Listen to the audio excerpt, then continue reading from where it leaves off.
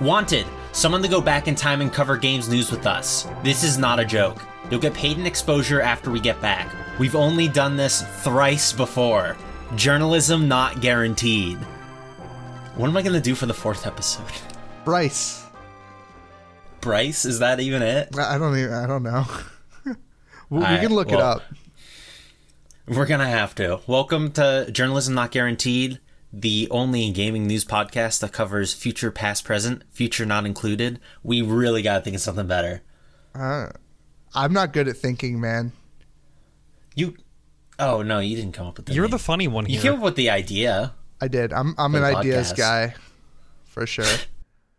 Well, you edit it too. Yeah. That's nice. You know. Yeah, you know, whatever. All right, well, I'll just get started with some of my news. Damn, is the audience just acquainted with us now? Is that? Yeah. This could be someone's very first episode, and you're just going to, not let them know who we are? All right, Tech, Tabby, and Null. You guys can guess which one of us is which. Null.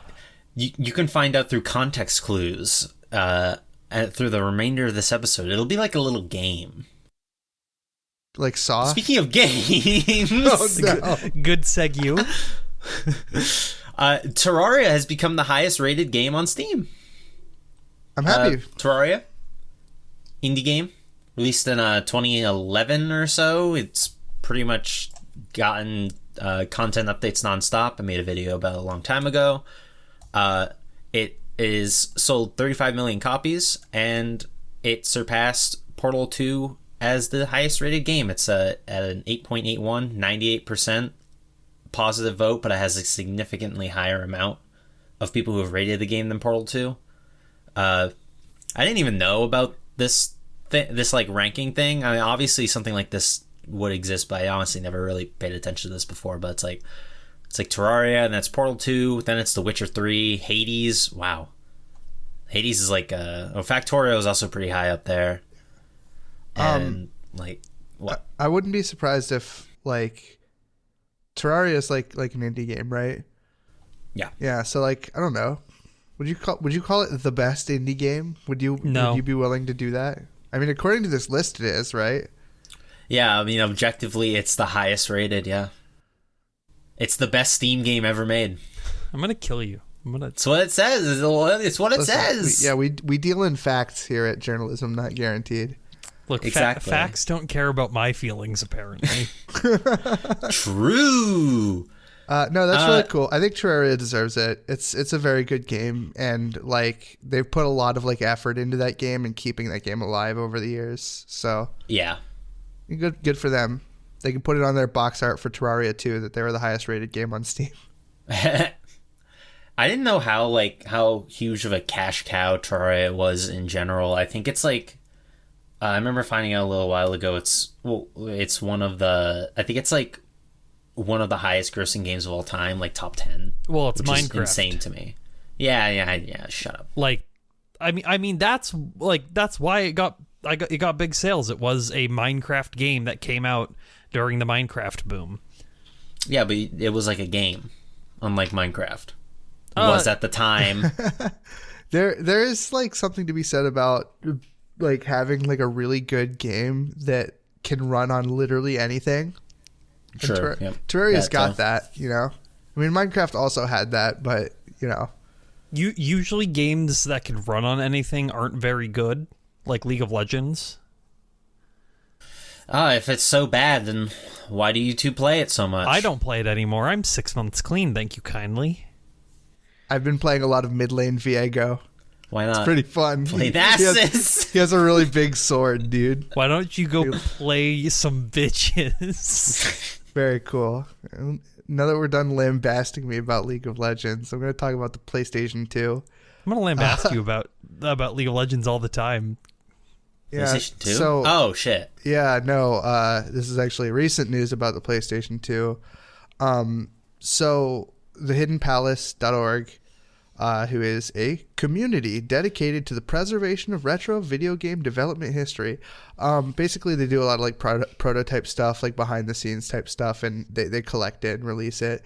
And they revealed something called Project Deluge, which was a giant fucking dump of over 700 PS2 prototypes, and they're all archived, and it's just a lot of stuff to look through that I haven't looked through, but I will be looking through eventually, because there's a lot of stuff in here that people haven't seen and haven't messed around with, and it's just like seeing like what a game could have been based on its like development history is like a really cool thing to be able to look at. So these archival endeavors are like really cool, and I'm very happy that this came out. So fortunately for you, once you've eventually run out of PS2 games to review, then you can start reviewing these prototypes. Yeah, you know, in 90 years. 90. It's definitely more than 90 years at the pace I'm going, but you know.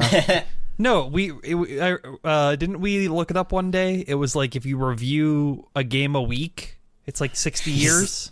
That's the keyword there is a week. Yeah, so you add like 30 years onto there. I think you're golden, because you'll get to a point where you start churning these out. You know, the once keyword the is Patreon hits if like 10K as well. a month. You know, yeah. No, but no, this is super cool. This is really cool. I like archiving stuff. I like people who archive stuff. Tabby, you archive stuff, don't you? I do. I'm a data hoarder. Oh my god, I'm fucking creaming over this segue. Yeah, so on the realm of archiving things, this was... Oh, did I even... We talked about Evo last week. Yeah. We did, but we didn't bring up... I believe the words we said were, it'll take a while to see if there's any sort of ramifications to Sony being bought by Evo. And the ramifications were literally 24 hours later. So what happened was, is SRK or Shoryuken.com now just redirects to a page saying, we don't know what we're going to do with this. Go look at Evo GG for information on Evo, because Shoryuken.com used to be the place you would go to look at Evo stuff. And there's a big issue with that, is they had a bunch, because SRK used to just be a website with articles and posts, and they had a forum that you could access onto it. And all those interviews are gone, as far as people are aware. We don't know how much is actually backed up. So we could have a couple of the big articles saved, and maybe some newer ones, but there might be stuff that is just lost to the ether if it actually goes fully away. It really sucks that they didn't say, hey, we're going to do this, but you can still access the website, which is sort of the opposite of what they did for the forums, where they put the forums in read-only mode. Nobody can, no new posts can be made. And once I saw that and the SRK website being down, I went ahead and I scraped the entire SRK forums for everything. So there is a mega with a link on my Twitter, which I'll link that tweet in the show notes below. That has what I think. I'm not a wizard when it comes to doing website scraping, so if I'm missing stuff, I'm sorry, but I think I have at least every single forum thread available to be viewed. So that information should be obtained, should be preserved for the future when it comes. And that'll be in the description of the video? The show notes. The description, the liner notes, all of that, yeah. All right. Yeah. Great. That's cool. I'm glad that you did that. Yeah, I'm glad that you have way too much storage space. It was only about 4 gigs. Yeah, oh, it was very small. How many? Just brief aside. Like, how much do you space do you have dedicated to archival of just things? Like, if you were to just give me like a rough estimate. Do I need to include backup storage? Sure. Yeah. Just offsite rough, storage. Just a number. Yeah. Yeah, I'm probably around 60 terabytes. It's not full. Like my RAID storage that I have, which is where most of the data is stored, is 32 terabytes right now, and it's not full. But yeah. I keep a backup of external drives for random things, and I have 2 offsite drives that I keep the most important stuff on. In a cave? No, I'm not going to disclose those locations where I keep them.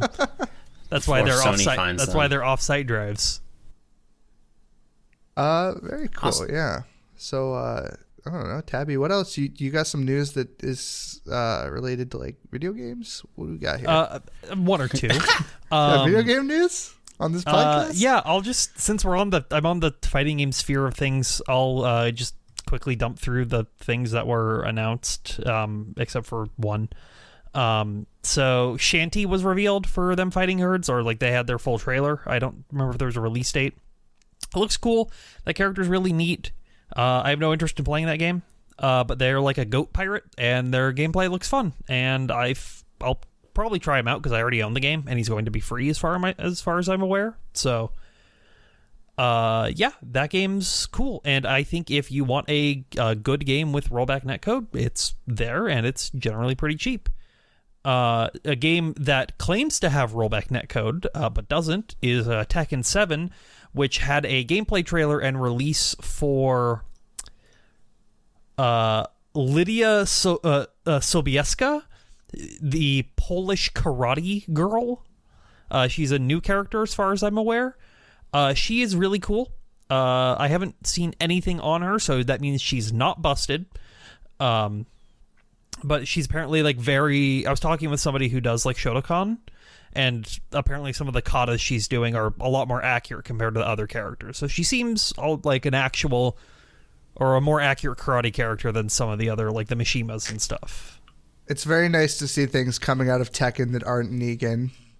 Yes. We haven't had a... What? Negan's cool. What are you talking about? We had... Tekken is in a weird spot where it's like they could just release more characters for that game and keep growing the roster, but I really feel more like characters, bro. I think we should go to a new game. I think Tekken 7 has some issues that Tekken Tag 7. Tekken Tag 3 would be sick. Tekken Tag 3 would be really cool, and I'd be down to play They're it. only on 3? They only did 2 of those? There's Tekken Tag, which released on I don't even think it released on PS2. No, it did. It released on PS2. It was a launch game. I thought Tekken Tag 2 was a launch. No, it's Tekken Tag. Tekken Tag 2 is a PS3 game. Oh, no shit. Yeah. Well, fuck. They missed their chance. Yeah, and one per PlayStation. I know, right? At least we got Street Fighter Cross Tekken. That game's good. I'll stand by Street Fighter. Street Fighter Cross Tekken is a good game. It's just like super Kuso. Tabby, what? No one knows what that means. Okay, it's very shit game. That's the literal translation. You want me to say that? You know what? No, I can say this. Go watch Giuna's video on what is Kusoge. He just made it like a couple days ago. So I think you should watch. You should also watch Matt McMuscle's What Happened on Street Fighter Cross Tekken. So, great vid. Link in the show notes. I don't know what Tabby's vid is. Don't worry about it. Go ahead. Sorry. I looked at that Shanty trailer. Shanty is out today as of this recording on the 25th. Cool. That's probably what people were playing TFH earlier today. So play them right now. I'll start that download right now. Okay, but what else you got though? The last thing I want to talk about in this block of fighting game news is the new KOF 15 character trailer came out for Yashiro Nanakase, who I don't know much about. Apparently, he hasn't been in a game since KOF 2002. So KOF 15 seems to be doing a lot of bring back old characters that haven't been in the game for a while. That's cool. I like it when they do that. Yes, especially in a game that's going to have a 30 to 33 character roster plus like 12 to 16 characters of DLC. That's a pretty good roster amount for a fighting game these days, isn't it? It's about par because it's a team game. So bring me Garou team with Butt, my favorite character. Yeah, they should definitely do that. Who's on that team? Well, so that's the thing is like we have to like get farther. Well, it's weird. You have to get farther in the storyline to get to Garou being canon, because like even though Rock Howard is in KOF 14, it's more like Dream Match stuff. Because what? Yeah, so what do you mean canon? Garou came out like 20 years ago. Yeah, this is a new Garou one. takes place when Rock is like in his 20s or like 18 to 20. Garou is like everyone's sons and shit. Yeah. It's like Gen 2 of Fire Emblem genealogy of the Holy War. Yeah, exactly like that, Tectonic. look forward to that. Like a couple characters have come back but they've all been in dream matches. Like T-Zog. Dream matches, like how you can play as that old dude in Guilty Gear, but he's not alive anymore. No, Cliff. No, Cliff. He's still alive in that game canonically. The I thought he was dead. dream matches are basically KOF games that don't fall into the storyline. Generally, they come out during intermittent periods of the storyline. So, like KOF 2002 was a dream match, and it came out in between what is it? Geese Saga, and then the Orochi Saga was after it. At least I think that's what it was. So, in this point in the timeline, is Geese back from Tekken, or has he not shown up in Tekken yet? We don't know if that's actually canon. I'm gonna assume it is. Well, then Akuma would have to cut. Well, actually, we don't know. We don't know. Why not? We don't know. It'd be cool. It'd be cool. Hey, if KOF 15 has a guest character that's Heihachi Mishima, that'd be fucking sick. But I hope it's Devil Jin. Jin would be a good pick. Actually, I mean, I hope it's that fat dude with the gun. Bob? I hope he's in it. Bob doesn't have a gun. Gun is just a player customization that any character can have. Wait, what? Yeah. So well, who's the guy with the gun? The guns are player customizations. Nobody actually has a gun. Really? Yes. Wow. Yeah. I didn't know that. I thought like that was his gimmick, was that he's fat, so he can't fight, so he just pulls out a Glock. Bob was the #1 martial artist in the world. Well, no, it's because he got bored of fighting, so he became fat to challenge himself. Oh, God damn it, that's cool. Yeah. Bob is really cool. Yeah. Pretty badass. I think I'm going to do a little bit of news here. So, What do you guys know about Australia? G'day, mate. What do you want to know? So, just the Australian Board of like classification, basically they're like the ones who decide like, hey, is this game for like kids, for adults, whatever, right? They have refused classification for the game Disco Elysium. Very good game, Disco Elysium, might I add. And have you played it? Have you played it? No, I have not played it, but I've watched a lot of people play it. But seems like a game you could probably figure out is good or not just by watching someone play. Yeah, no, for sure. It's definitely like that actually. But the thing is like in Australia, like being refused classification is essentially being banned. Like yeah, that happened to Hotline Miami too. It happened to Hotline Miami too. So basically, like they're just like, we're refusing to do this because it's what exactly did they say? It was like it expresses or otherwise deals in matters of sex, drug misuse, or addiction, crime, cruelty, violence, revolting or abhorrent phenomena in such a way that they offend against the standards of morality, decent, and propriety generally accepted by reasonable adults to the extent that they should not be classified. So that's kind of like what they're doing here with this, and it's essentially banned in Australia. You have to like smuggle it into the country if you want to buy and or play it. Now, no, you're missing one very important thing about this. Yeah, what's that? Disco Elysium has been available for sale in Australia since it released originally. I was gonna ask. This is the re-release. This is the re-release that's banned.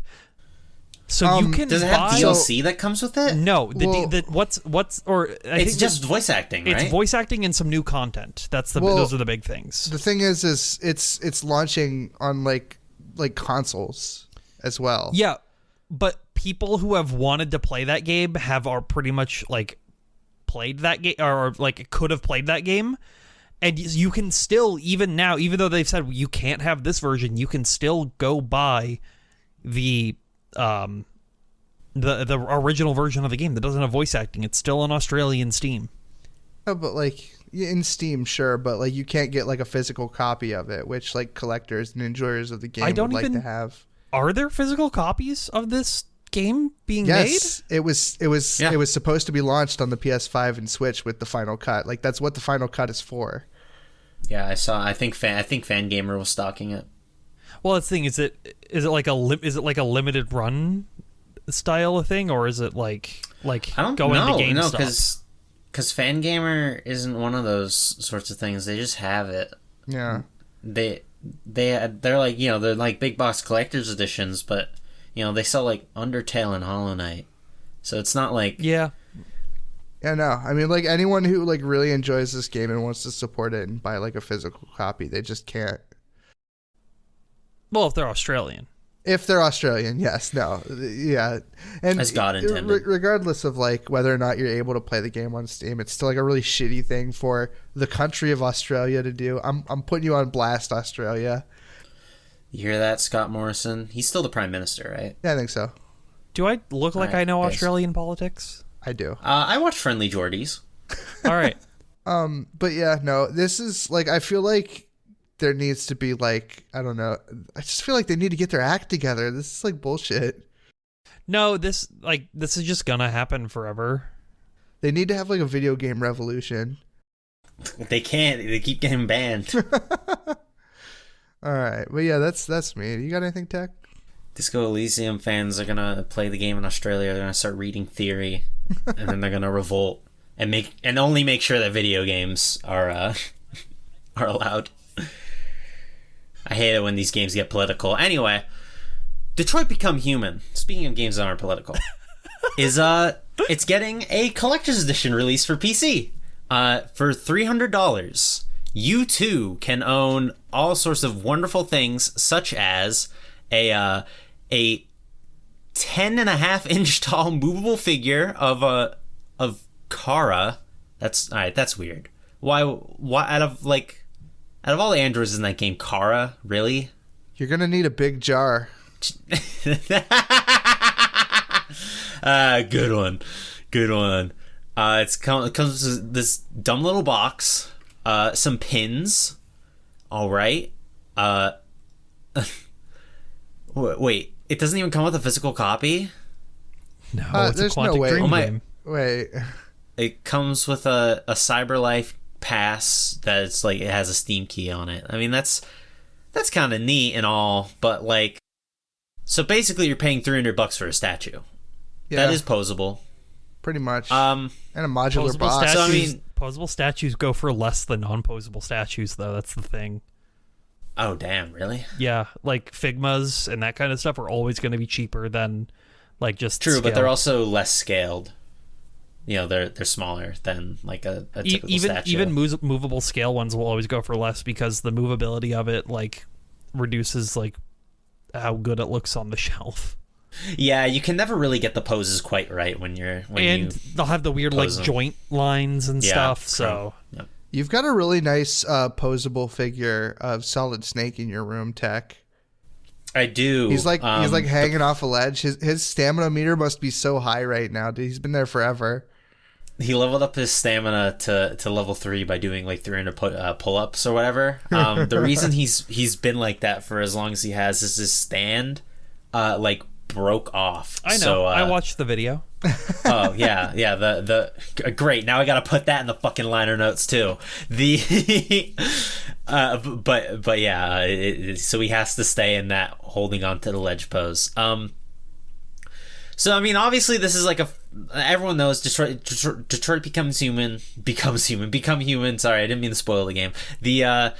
Everyone already has like an opinion on this game, whether you like it or not. It seems pretty bad to me. I watched a playthrough of it, and again, that's one of those games where you can kind of tell whether or not a game is good just by watching someone play. You don't really need to play Detroit to know it's not that great. But I would disagree. I think you need to play that game.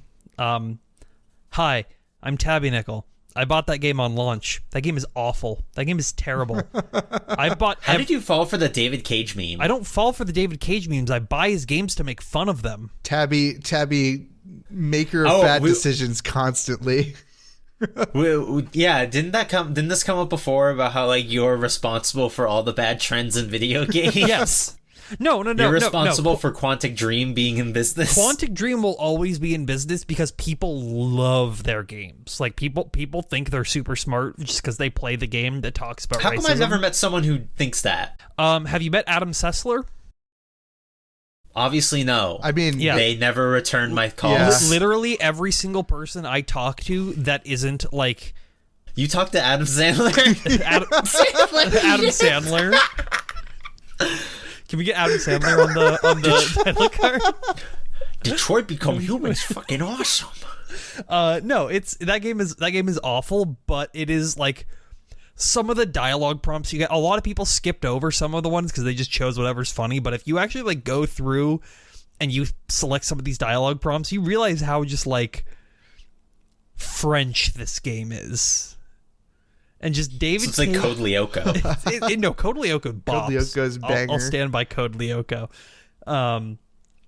Detroit Isn't as horny as Code Lyoko? Don't no, answer that. No, Don't it's answer that. it's hornier. Yeah, that game is really bad, and like, it literally is just David Cage reading a bunch of other sci-fi stories about robo-racism, and then being incredibly ham-fisted about them. One of the first scenes in the game is your black robot character getting on the back of the bus. No, that doesn't mean what you think it means, I promise. But yeah, no, we all know Detroit Becomes Human's bad. But if you are one of like the 5 people who, one, doesn't have the game yet, or I guess doesn't mind buying it again, and really wants this statue, wait 3 months even. It will be at a third of the price, because collector's editions like this are a fucking grift. They have never been. They're the biggest money sinks in like all of video games. Like I saw the Battle for Bikini Bottom Rehydrated. It had a collector's edition, like a super crazy expensive like one, $250, right? I think it was even more. But like it came with a lot of stuff. But I saw it for sale like 3 months ago for like $100. Yeah. And I'm not gonna claim like I don't buy collector's editions. Sometimes I do. I got like a Fire Emblem one I got years ago, but it was like I think $80 for it, and it's like it comes with like an art book and like the soundtrack. So it's not like this crazy exuberant thing. I think I paid $100 for Dark Souls 2 Special Edition with the statue and the art book. That was a mistake. My brother bought that at launch. That was a mistake. And so he paid way more for that, I'm sure. I don't buy many collector's editions. The last one I bought was Persona 5, like launch. That's my brother has that one too. Launch, I think, all right, Atlas needs to be exempt from this, because for some reason Atlas collector's editions retain their value or not become more expensive. I mean, they're just good. Like they're usually pretty good. The bag that came with it, you get a Shujin Academy bag, and I use it to carry my D&D books, and I've used it since, and it holds up. it's also just because like Persona fans are just like crazy now and like rabid and like Well, 15. It's always been like that for Atlas games, though. Yeah, but not necessarily for like SMT or Persona, like specifically. Persona didn't get crazy until like 4, right? No, people 3. 4, yeah, 4 was when 3, yeah, but 4 was also a lot more mainstream. 4 is when the Twitter stands came out. That's all I'm saying. They didn't exist until then. No one used Twitter when Persona 4 was. It was 2008. I don't even think Twitter existed yet. That's when all the Facebook stands exist. That's when all the MySpace stands. There we go. I talked about it on like my MySpace page and my Gaia Online account. I didn't even know video games existed back then. That's a lie. But what else we got here? Ghost of Tsushima. Yeah, that's pretty much all I had to say about that. What you guys know about Ghost of Tsushima is the Sony exclusive My brother played it. He thought it was good. Vigi game. What? You want me to apologize for not saying it correctly? No, I want everyone to apologize. Well, that, but I also want everybody to apologize to the nice man who played the wooden flute. Oh, yep. I agree with Tabby. Apologize. Yeah, apologize. That man got shit on so much That was so dumb, it was, too. Well, okay, that press conference was stupid. I'll admit that being like that long and forcing the crowd to go to like 3 different venues was really dumm. that was like, that's legendary at this point to me. It's legendary, but it's really stupid.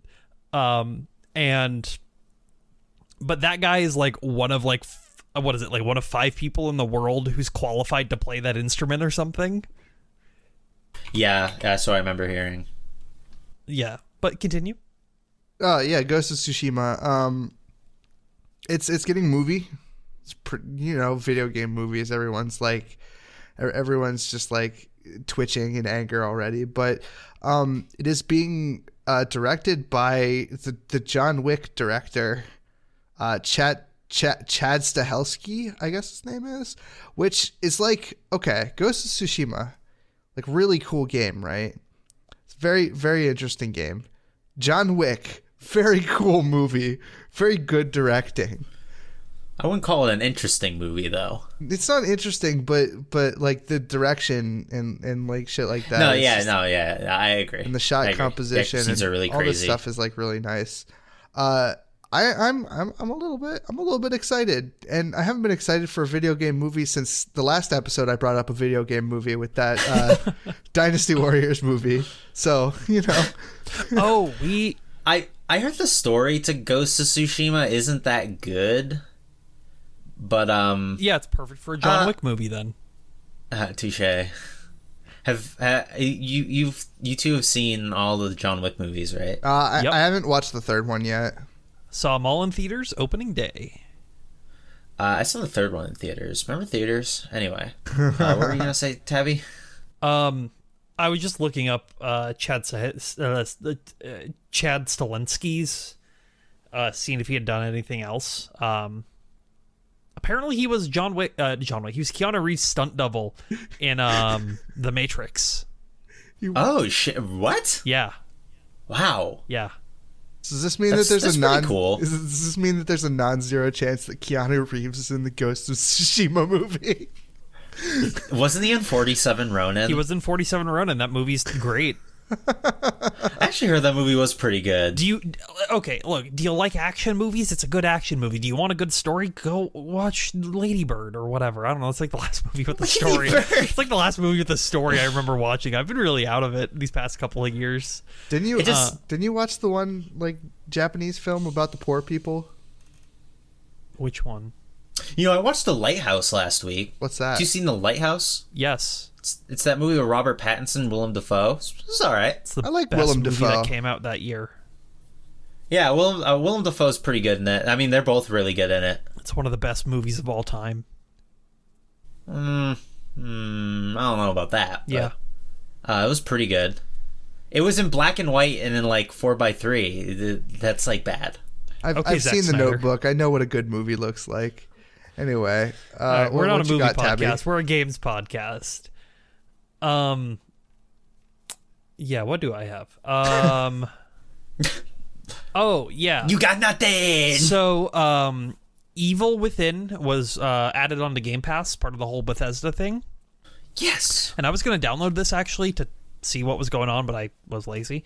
Apparently, the Game Pass version of the game is a new update to the PC port that adds things like improved first-person shooter controls, FOV slider. I think it even lets you remove letterboxing, which I don't know if the base game did. I think you had to mod it out. I think you did, yeah. Let me open up this post to get all the features on it. Yeah, first person mode, FOV setting, infinite ammo mode, icons for lantern sneaking in first person view, low/medium options for camera bob. Thank Christ that camera bob is really bad. Stamina's now been adjusted. What's that? So the when you're moving around, the camera shake Bob. up and down. I thought you said bomb. Oh, yeah. Stamina's now been adjusted. It fixed the frame pacing. Oh, I'm downloading this then. Holy shit, I didn't actually know that. You got Game Pass? So is the Evil Within like good? Yeah, the Evil Within and the Evil Within 2 are like they're good survival horror games. See, I'm not really like a horror guy. I get like spooked. I get scared, and I hide. So I don't know, horror video games that aren't like the jump scare games don't affect me at all. What's that one game where the guy's like, I don't have your stone, and fuck you anyways. What is that? This is familiar. Yeah, look it up. Look it up. I'll edit this to make it sound snappy. Don't worry. Is it Alone in the Dark? It's okay. I watched it at 2 times speed. Yeah, it's Alone, the Alone in the Dark remake, I think. Yeah, that game. The 2008 one? Yeah, 2008. Dude, I remember watching my uncle play that game, and like I saw that scene. I'm like, dude, that's badass. Shoutouts to this Reddit post where I was able to find that information for in Harry Potter and the Sorcerer's Stone. Harry's response to Voldemort telling him, "Just give me the stone," was supposed to be, "I don't have your stone, and fuck you anyway." Fuck you. Obviously, it's left an impression. It's honestly that's a very cultural scene, I must say. You got anything else, Tabby? I want to. Minor anecdote on that. I was this close to buying a copy of Haunting Ground this past weekend. Oh, cool. Because I got the Stimmy Neutron. I was just like, I don't really need it, but I like want it. Stimmy Neutron. Yeah. It's funny. Got a blast. Yeah, I was thinking about it. It's still there, and I still have the money, so I might go back for it later. But it's one of the games I want to pick up. She's got a dog. On the realm of Bethesda horror games, Ikumi Nakamura opened up her own game studio, or is opening up her own game studio. It could be shit. I'm gonna be real. I don't think she's worked. The only game she's worked in a director role for, as far as I'm aware, she left the company before the game released. Yeah, it was Ghostwire Tokyo, and yes. If you don't know who Ikumi Nakamura is, it's the girl you've probably seen on Twitter a lot after E3. And she did a lot of fun poses. She lit up our lives. Yeah, she lit up our lives in a dark and trying time. No, she's a very bubbly personality, and she was kind of presenting, and she got a lot of press. And I don't actually know like why she left the company. Was it because of the press? We don't know. As far as we're aware, we don't know. It was like. I think it was health reasons or something, because I remember people talking about this when Tabby's news dropped. I know she had a kid recently. Oh, okay. So she could have been dealing with that. Who knows? Yeah, she apparently doesn't have any like ill will towards Tango or anything. Even still, I don't think anybody. I don't see a reason why if she doesn't have like a reason to hate them, like they weren't like forcing her. Well, it's Japan; they'd be forcing her. Well, that's the immediate theories were that she got like big dogged or something. Yeah, and she left because of that. So maybe that wasn't the case. Yeah, hopefully not. But regardless, with this news, Ikumi Nakamura, maybe she's an auteur in the making. That's all I'm saying. I gotta buy Jade's game. I gotta buy Ikumi's game. I'm running out of money. She's got a lot of connections in the industry. Like I think she's worked with almost every like major JP, like the big name guys. Because I think she's worked with Kamiya. Yep. She's worked with why am I blanking on the guy who's heading Tango? Shinji Mikami. Thank you. She was Mikami. his understudy. Yeah. I think she worked with Kojima at some point. I feel like I remember reading that. I wouldn't be surprised. I think she did some stuff with Konami. I think she's sort of been everywhere, so I do think she is a very sort of the opposite of what we were talking about of watching all the creators except Hideo Kojima die. There's actually a follow-up to that. Yeah. When you're done. Yeah, she might be that like sort of one of the like first generation like new auteurs in Japanese game dev, which is very exciting to see. But we don't know anything because we haven't seen her. Yes. We haven't seen Ghostwire Tokyo release. B, don't know if she's not in the credits for the game, then it's not something she worked on. So we don't know what she's doing. I think she's just taking her blow up popularity. I'm not like she's not saying she's clout chasing. I'm saying she's taking the popularity she's received since E3 and turning that into making her own game studio to make something cool. Yeah, this is all pure speculation on the Journalism Not Guaranteed podcast. So, or what we like to call modern journalism. Yes. Anyway, yeah, no, I hope her video game company turns out well, and I hope she makes a good game. Tech, Hope to play it in 4 years. Tech, what was your follow up you're talking about?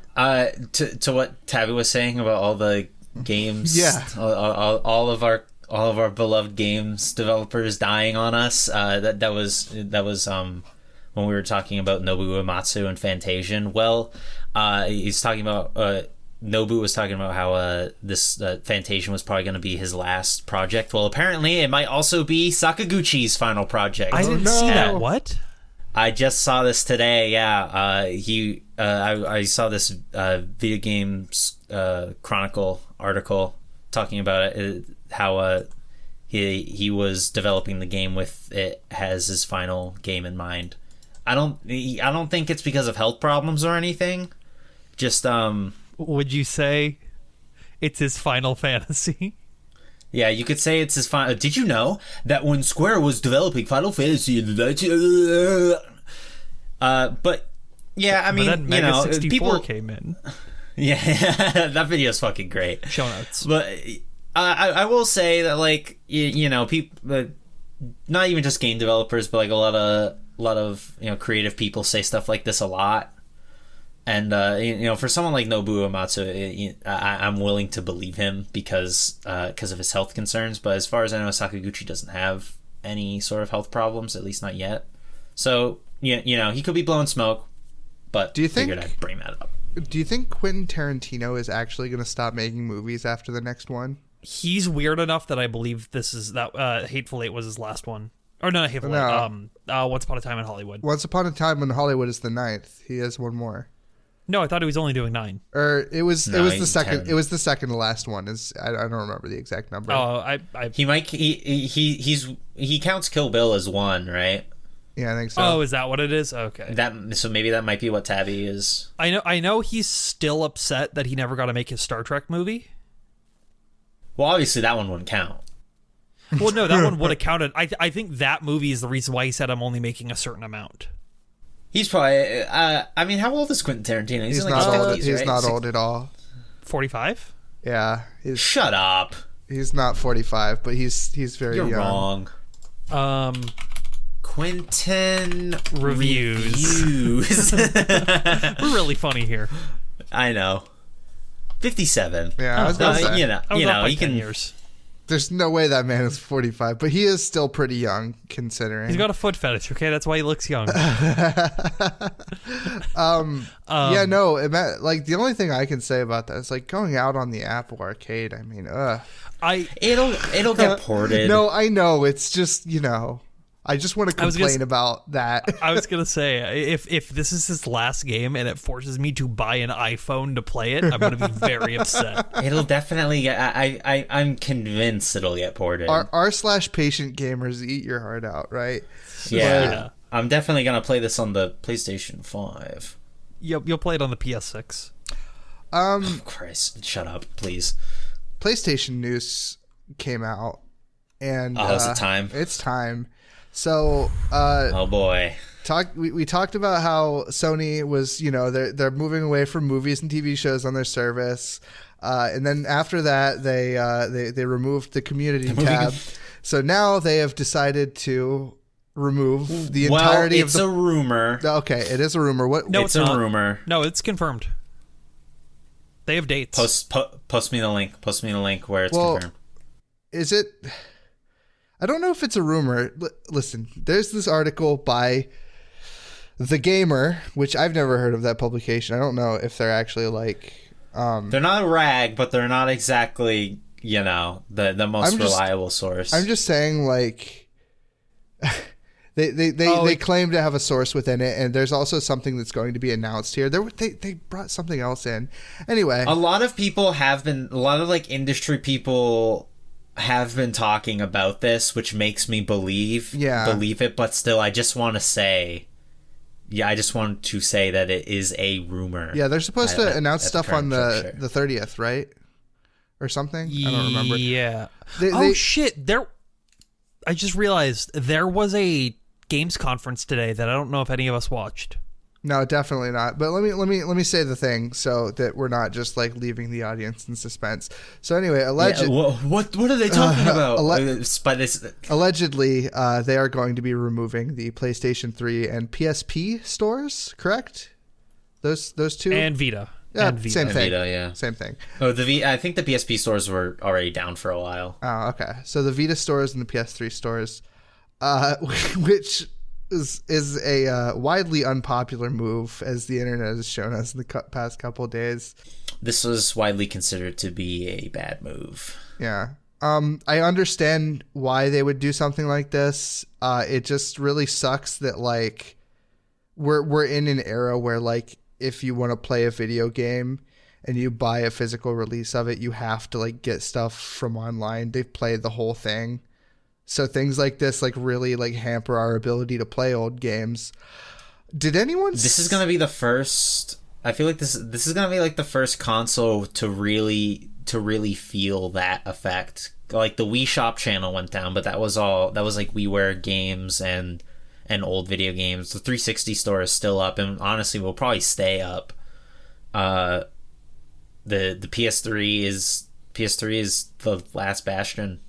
Yeah. In some aspects. What was the did anyone see the like the interview like floating around of the one Sony guy like saying, I don't even understand why people like old games. They like suck. Jim Ryan. Jim Ryan. Yep. That's a classic. That was a classic interview. He was talking about Gran Turismo. Yeah. It's like I was watching. It's like gamers think they want to play old games, but they really don't. I was watching some Gran Turismo through, and I was like, "Who wants to play this?" It's like, dude, fuck you. Obviously, we're in the minority on that. I mean, I think there's like in industry people say that backwards compatibility is a popular feature that isn't used by a majority of people. I'm not gonna say I don't believe them, but also fuck off and give me backwards compatibility or some way to buy these old games. Yeah. I mean, it's really just about like access, and like I know it's not like, I don't know. I hope that we see a push for physical media out of this, but my hopes have been circling the toilet for the last like fucking 10 years, so I don't know. The worst thing about this is that there's a lot of PlayStation 3 like exclusives that were released physically in Japan but got a digital only release here. I was watching this video by a guy called Hikikomori Media. I think I linked it a little while ago to you guys. But yeah, he was just talking about a lot of these cool games you can get on the PS3, and almost like every single game he mentioned is like it got a release in Japan physically, but Sony did not release it digital only over here, if at all. I think one of them was like some game Suda made, and I think Puppeteer was also a digital only, and that was a Japan Studio game that came out like I think a month before the PS4 came out, so no one talked about it. Never even heard of this game until now, but it looks really cool. Fuck Sony, fuck you. Yeah, my PS5's in the mail. It's rough. I think that going forward, the future of the PlayStation 3 and the Vita is, I mean, the Vita's already there pretty much, but the future is going to lie in homebrew and alternate means of playing these games and acquiring these games. I'm gonna have to get out the Doom shotgun, dude. This is bullshit. I'm sorry. I should have brought the shotgun. So the on the more technical side of things, for people who are interested, the reason why the server's shutting down is because, and this is also true for the PS4, I believe. Is this about the CMOS battery? Yes, it's about the CMOS battery. All right, so I heard some stuff about that, but continue. Yeah, so basically, on motherboards, you have this thing called the CMOS battery. It's basically a thing that makes a beep. It powers things that work with memory on the system. Think of it like just another computer part, but it's a watch battery. It's is a clock. Essentially what it is. It's in the back of your Sega Saturn. It's on like every CPU. And so or not CPU, motherboard, Jesus Christ. With the PS3 and the PS4, it has a check that it uses with while the motherboard is sorry, I'm explaining it poorly. When you launch digital game, it tries to ping the server to like make sure that your licenses all work. And that's why on the PS4, sometimes if you're not connected to the internet, you won't be able to actually play your digital PS4 games. Yeah, you'll get the message that's like reactivate your license or something like this, and it just won't let you play it. Yeah. It's very annoying. Yes.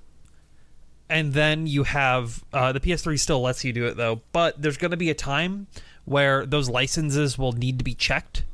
And that's when the CMOS battery dies, because when you replace it, it will attempt to recheck those licenses, and it will not let you play games with that if you can't verify those licenses.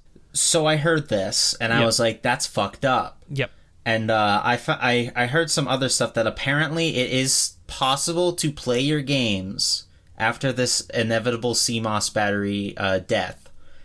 Just by syncing the time in your PS3 to whatever time it is on, or what time it would be on the servers, I believe. So maybe that might fix it. There would have to be like someone would have to figure out what the actual time is on the servers, because even if you're off by a second, it wouldn't work. So I think it would just be whatever. Would it not just be to whatever time it is right now? No, because it is on a per second basis. We don't know if it actually uses like universal clock or if it like uses their own internal system. We don't know their server structure, so I don't know. Yeah, that's my answer. Someone smarter than me might have a better answer. Be like, yeah, it does, you idiot. And I'm like, cool, thank you. But the silver lining to this whole thing though is, I mean, I'm hoping that this is like. This is like a call to arms situation where people who are like really serious about like archiving and creating free PlayStation games on PSN. Download right now. Get your PlayStation Plus subscription renewed, because you can get free. You get free games. PlayStation games. PlayStation 4 games. 5 games. Pog. Everyone make your soy faces. Yeah. No, but I hope this is like a call to arms for like homebrewers and like archivers and people who are interested in preserving video games and making sure things are playable to like really go at it, you know? So here's the thing. PS3 issue is solved.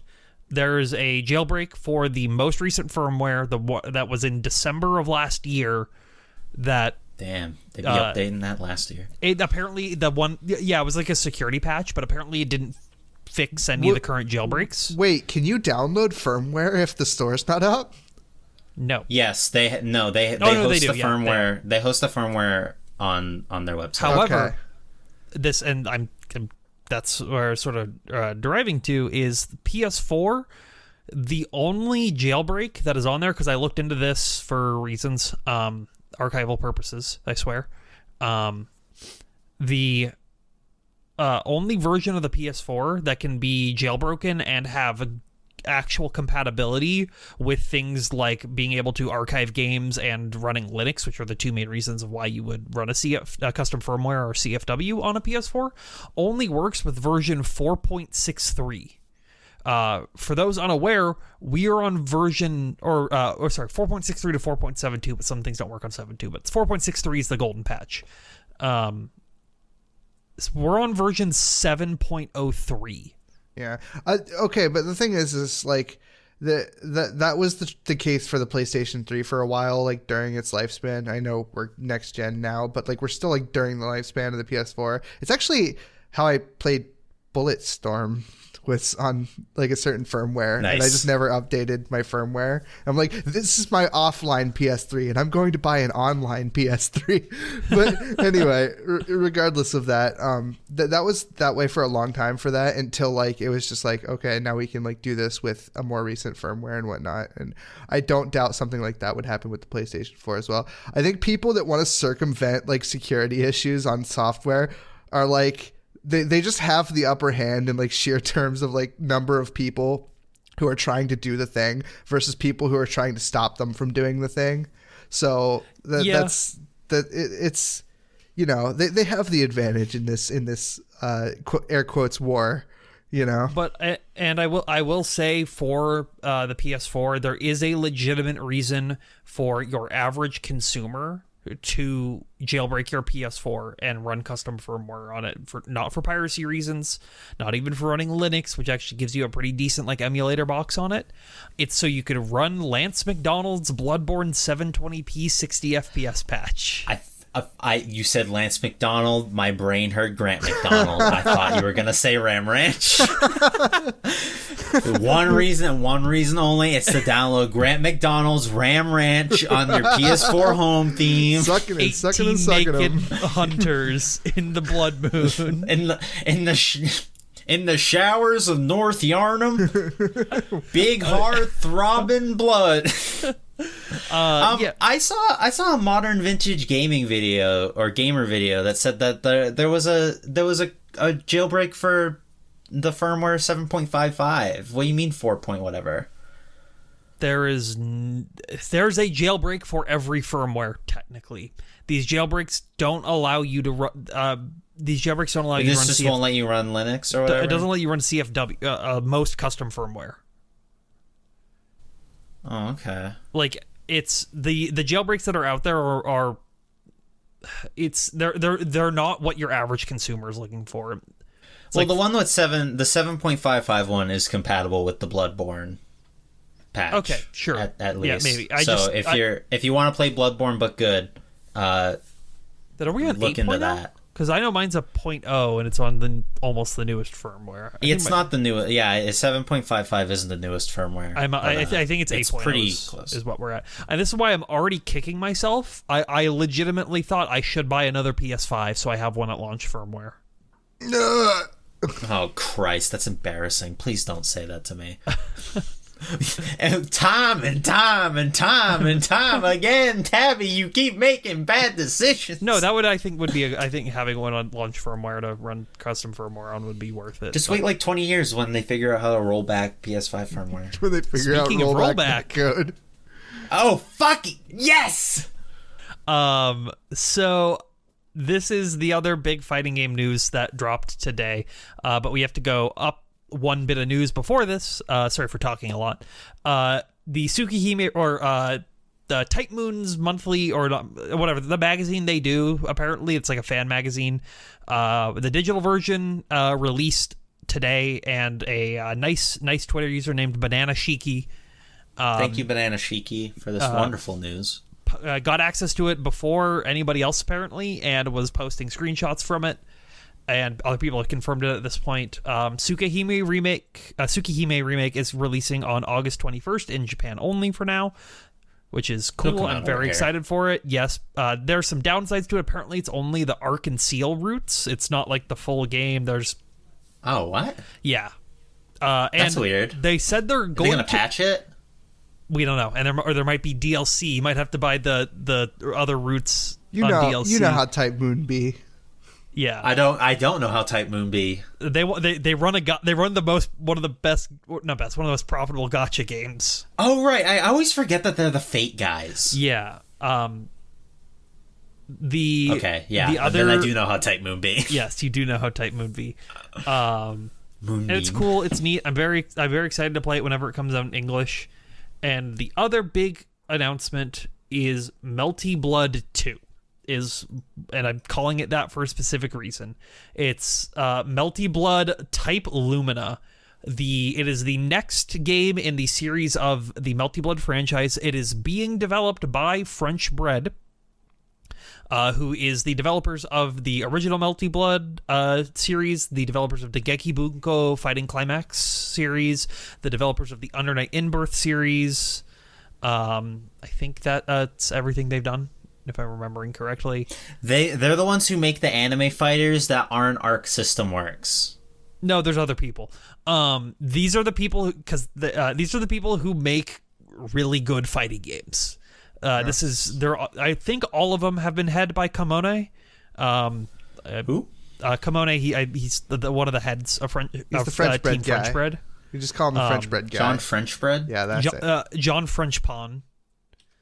I've been waiting so long for Melty 2. We have. It's all you fuckers talk about. Noel and I play, not as much recently, but we've played a good amount of Melty with each other. I play it with random people now.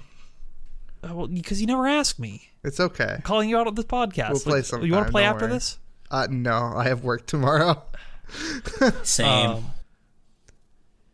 So basically, I mean, this is Melty Blood 2. The reason I say that is because Melty Blood, the game, was a sequel to Tsukihime that added some stuff with Wadachiya and the whole vampires thing, going into a lot more detail on that. Spoilers for a 20-year-old visual novel. This new Melty Blood game is less of a sequel to Melty Blood and more of a like what if scenario. So yes. they're going to be that's based off Tsukihime specifically. So they're going to be characters that are in Melty Blood now that are not going to be in new Melty Blood because it's not the same continuity necessarily. It's specifically based off of Tsukihime Remake, which apparently is adding new things. Yeah. So like Sion Tatari is not going to be in it. So it's not going to further the plot? Ryogi Shiki. The plot doesn't need further, to be honest with you. I'm just annoyed about the characters. Mind. I'm just annoyed about the characters not being there. But yeah, Ryogi Shiki is not necessarily going to be there. Is there anyone else you can think of that would be like messed with by that time? The cats better fucking be there. Nekos aren't going to be there. Len's not going to be there. White Len's not going to be there. Koma's not going to be there. What about the one I have a figure of? Satsuki? Vyakiha? Oh, Aki. All right, there. Goodbye, Tech. Akiha Vermilion. Is she in it? Yes, she is in it. She is a main. Yes! She's a main character. She's the main character's sister, right? Yes. Yeah. And so there's a lot of speculation of like, okay, who are they going to include? Because they said that they're at the start. I think they're only having 10 characters. And so the initial thoughts are, you're basically, it's going to be your core cast and then your main antagonist, Michael C. Roa. His name's what? I think his middle. It might be C. Is it Michael C. Hall? That's insane. I didn't know. Or I just call him C. Roa because that's the only version of Roa I've ever played against. Yeah, it's Honest Mids Michael. Yeah, That's Domino. His name is Michael Roa Valdemjong. Thank you. Yeah, Honest Mids Michael. And on this whole article where they go into it, they go into a couple details on the game. For example, Sion's not going to appear in it, which is some bullshit. A lot of people that I follow and am friends with in the French bread community have basically said, like, I'm not going to buy this game anymore because of this. So this game's going to be bad then. We're getting to that. So in an interview with it doesn't say who, but it mentions Nasu. I don't know if Nasu is the one. Nasu's the writer of Tsukihime and the creator of the Nasu verse. He's responsible for gacha games. So someone had stated that Melty Blood is directly inspired by Grand Blue Fantasy Verses, which I don't know if anybody. I mean, I know neither of you people have played it. I've put a good amount of hours. My brother into played it at PAX. So I put around, I think about 150, 160 hours on the first month that game released. And it's great. You bought it twice. Obviously, it's good. So good I did buy it twice. I do think the game's fun. So nice, you buy it twice. but that game has a lot of issues, and it mostly comes down to how they've tried to simplify the game. That there are things that are now necessarily like overly complex because people have optimized its simplicity to it. And I don't want that to happen to Melty. Melty is it's not as complex as something like Guilty Gear, but it's still a complex game. You can mash the button to take less damage when you're being hit. Well, it's not a mash; it's a rhythm game. Yeah, you have to press game. the buttons to the hits. Yeah. Well, Arxis made that game, and this is French bread. So, like, just because they're like sort of emulating Grand Blue doesn't necessarily mean it's gonna play exactly like it. Yeah. Listen, best case scenario. I'm in full cope, hopium. I'm huffing all the hopium for you two. Best case scenario, we get like uni style Melty Blood that looks like Grand Blue. I don't want that. Worst case scenario, we get Grand Blue. I don't want this game to just be uni with a Fate like. Shouldn't you two be happy for what you're getting? Sounding a little entitled right now. I am happy. I'm happy that I'm getting this game. We're working on very limited information, so I'm willing to just wait until more information comes out. There is information that we can infer from the screenshots that have come out from this, because this game, I'm very worried that it is going to be similar to a game like Uni or possibly even DFCI compared to Melty Blood. And the reason why that you can tell this is because of how zoomed in the camera is. Okay, but like Melty Blood the thing with Melty Blood is that like Uni was meant to be like their test for Melty 2. Like Melty 2 was always going to be more like Uni. Sure, I like Melty and I like Uni. I don't know if I don't want Melty Uni. And there are things that I can see in this that I'm glad are still there. Moons are still in the game, which is something I was worried that they were actually going to remove. So we'll have different playstyles for characters, so that if it's as detailed as it is in current Melty, that the full roster, even if it's only 10 characters, will actually be closer to 30. So that it will be a pretty decent roster, just with 3 characters having very similar frame data. There seems to be... There's now auto combos in the game, which is something that pretty much every fighting game adds now. Or they add links. Those are the 2 things.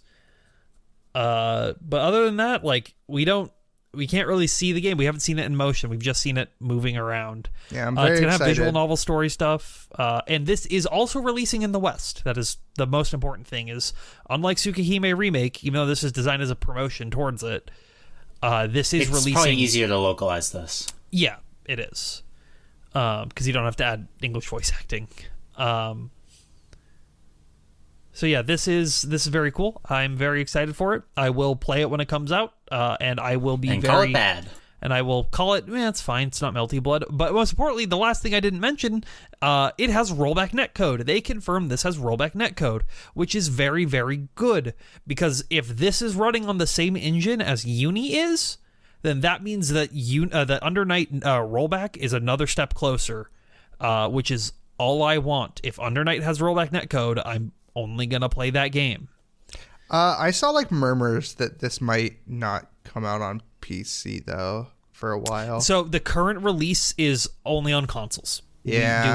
Which ones? Modern ones. Probably PS5, maybe PS4. I think they said PS4. I think they said PS4, Xbox One, and Switch. Now, does it come out on Windows Game Pass? Maybe, but as far as right now, it does not have a PC release. That is very common for French bread games, though. Every French bread game, except for Uniclear, has released 6 to 8 months later on PC. And the reason Uniclear didn't is because it was just a title update. It didn't actually, you didn't have to buy a new game. So all you two have to say about Melty Blood. Yeah, no, that's it. I'm excited. I'm hyped. Game's gonna be cool. I'm ready to play it, and then once I get my hands on it, then I'll make my actual opinion. I want Nero to be in the game. He probably will be, but I still want him to be in the game because I play him. What about the blonde girl that's a cat? Arkruid? Ark's, she'll be in. Ark's in the screenshots. Okay, just checking. I'm still going to be pissed if they take out the cats, dude. I mean, they might. Imagine the cats being season pass. Listen, They take dude. 2 slots. Dude, NecoArc Chaos, dude, he's got to stay. All right, so Amazon has formed a new studio. Amazon Games, the creators of New World, The Crucible, all sorts of other amazing releases. They've opened up a new studio in Montreal that will focus on quote unquote original AAA games. Great. And what better way to start with the most original project of all time, an online multiplayer game based on a new IP. We here at Amazon. Headed by Rainbow Six Siege Vets. So most likely some sort of cooperative-based shooter with strategic elements. This is either not going to happen or is going to be so bad it gets unreleased. Yeah, I was gonna just say, like the Crucible. I'll try it. they're the creators and uncreators of Crucible. Yeah, the uncreators. How does it feel to be one of the people who played Crucible? Yeah, You played the Crucible? yeah, Noel and I played we Crucible played it together. together. Yeah, it was. Oh, you two are in a very elite class, exclusive. There's only so many of you in the world. It's true, man. That game was rough. That game was really rough. I have no expectations for this. I don't care how much talent you chew up and spit out. It doesn't matter. Yeah. Your Amazon's track record with video games is so bad right now that I think they're wasting talent by buying the people on seats. I mean, it's them and Google. They're just buying people up and wasting their talent. Well, Google has a very, very good track record with video games. Stadia, excuse me? Yeah, Amazon has Luna. I'm told Luna is a good cloud gaming service. I'm told if that's not an oxymoron, I don't know what is. As I stated, it's playable. Stadia is not playable. Luna is playable. Yeah, no, Awesome. this is not I don't even care about this. We got a lot of big corporations doing some shit right now, so let's go ahead and talk about some of that. I wouldn't care normally. I just wanted to dunk on it. You can go ahead and go with your corporation first, Tabby, and then I'll go with my corporation after that. Gotcha. And then I'll end with my corpo. All right. And then can I go with my government corporation after that? Government. Of course, Tabby. Yeah, right. sure. So Microsoft is planning a buyout. Or rumors right now is Microsoft is going to be buying out Discord for $10 billion. Which makes sense. That's not a fake number, by the way. That is the real number they're saying. She didn't just make up some really big number. That is correct. It actually makes sense logistically of why they would do this, because they've already attempted to make Discord. They made Slack. No, that's not Slack. Microsoft Teams. And Microsoft Teams is the worst piece of shit on the planet.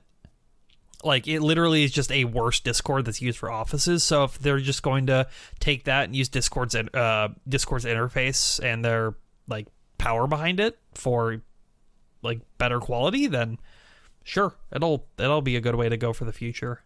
10 billion's a lot of money. It is. This is they're buying more. It's more more than than Bethesda. More than Marvel and Star Wars combined for Disney by $2 whole billion. Wasn't it 4 or 5 years ago that Twitch bought Amazon, or Amazon bought Twitch for $900 million, and people thought that was too much money? Yeah. No, they've made bank. They've made bank on that purchase. That's insane. Yeah. I mean, we all, maybe some of the younger people in the audience don't remember this, but before Discord, there was this little application, voice over IP. You're right. Dolby Axon. Shut up. This little voice over IP application called Skype. And Skype is what everybody used to talk to their friends through the internet. And it was a great piece of software, at least at the time. Yeah, it worked. And No. It then Microsoft bought Skype, and now suddenly it turned to shit.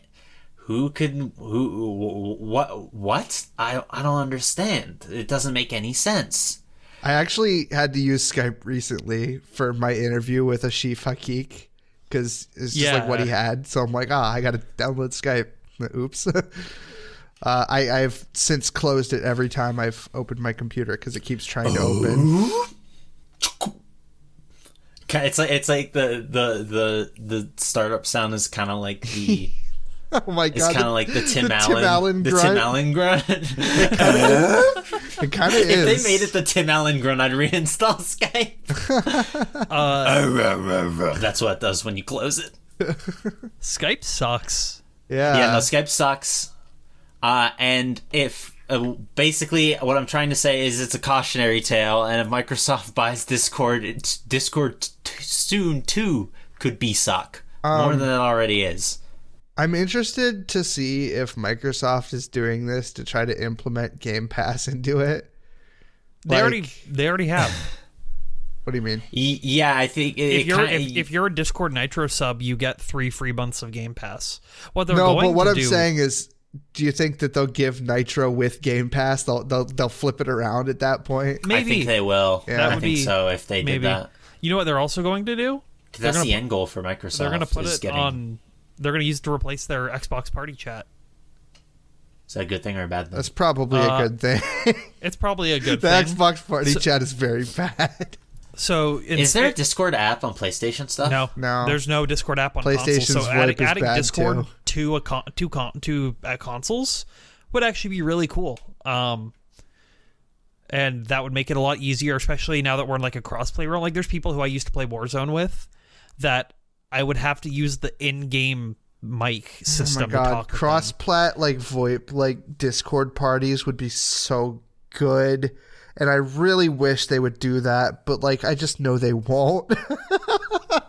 I know that. Why wouldn't they? I don't know. Maybe because other consoles don't have Game Pass. Yeah, it's like No, what? you just run the Discord application. You can join servers. Like you just make it a functional on. But would Microsoft make? I think he's talking about like console apps. Yeah, I'm talking a console app for Discord, and if they did that, there's, people like to argue about whether or not like they'll make Bethesda games exclusive. I think if they bought Discord, they would definitely make. They wouldn't outright say it, but they would integrate it for Microsoft consoles, So, yeah, no, that's what I'm saying. But I think that would be even for just Microsoft consoles, because most people that I know at least play on Xbox because that's just what they've had, and so they just stick with it and they don't care about. But you else. wouldn't be able to use whatever Discord thing they're using. No, I don't think that's going to be the case at all. What I'm saying is like if I wanted to like cross-plat, like do like a Discord party chat for like the Vidya game with my roommate upstairs, Ephraim. He has an Xbone and I have a PS4. I don't think that that's going to be like Can I a make thing it that any more happens. obvious? Yes. No, I totally think that I think they will just implement it as a web browser, as essentially a web browser that you can run. I don't see a reason why they wouldn't just do that. Like, yeah, I don't You know. need to buy a console, an Xbox. they don't want you to buy a console. They want you to buy Game Pass. True. They've said that. Phil Spencer has said that in an interview. Phil Spencer says a lot of things in interviews. Yeah, he does. He sure does. I'm gonna move on because we've gone on about. Discord is like trying to remove its gaming branding, or it's been doing that. Yeah, good. Yeah, Because it's trying to replace Slack and Microsoft Teams and stuff. It's giving The us. fucking mascot's name is Wumpus. Please just I forgot. You know what? Get bought Wumpus. by Microsoft. See if I fucking care. Yo, hey, Master Yeah, Chief. you No, log in. You log in, and it's like Master Chief. He's like, "Oh, it looks like you don't have any friends. How about you finish the fight and make some?" No, you know what they're gonna do? They're gonna implement Cortana into it. Oh no! Not the Halo character. No, I know their what you mean. Siri equivalent. I'm very familiar with Cortana. I'm very familiar The with audience. making sure I turn off Cortana on every device that I have. Hey, Cortana. Nice try. So I'm gonna move on to the next one. ByteDance. Are you familiar with ByteDance? Anyone? That name sounds No. familiar. So This isn't even. ByteDance is a Chinese company. They own TikTok. Oh, never mind. Yeah. TikTok is an app that Yeah, children that's right. use. Why are you explaining TikTok? I don't know. Anyway, so they are kind of moving into the realm of video games. They are kind of trying to step to Tencent in a way. They purchased under the name Newverse Game Mobile Legends, which is a very, very, very big mobile Very game. good name. That is blatantly using the League of Legends font as its logo. All mobile games just use. Yes, but Everything. anyway, this is the biggest mobile MOBA, like just right now. It's one of the most popular smartphone MOBAs. And this is ByteDance's like big move into gaming in China, and they've hired like 3,000 people, and they're like, we're gonna start acquiring shit, like a lot of shit, and we're gonna start like making games and stuff. So Get scared. get animated. Fear us. We are buying stuff. Yeah. Yeah, that's interesting to me. I don't know like how this will affect things, because like right now, like gaming in China is Tencent, right? Like it's them, right? So that's them for getting international games. yeah, and the thing is ByteDance is kind of getting into that, and ByteDance is fucking gigantic. Huge. I've never heard of any of these. You know, they own the most popular social media platform right now. And They own TikTok. Yeah, and they hired like a bunch of like they basically sniped a bunch of people from like tech firms like Alibaba and Tencent and like Baidu and stuff like that, and they're putting together an ace team, guys. But yeah, no, that I'm so. Never mind. What am I doing? What am I fucking talking about? What? Mobile games? Oh my god. they're the future. You can plug your controller into your phone now.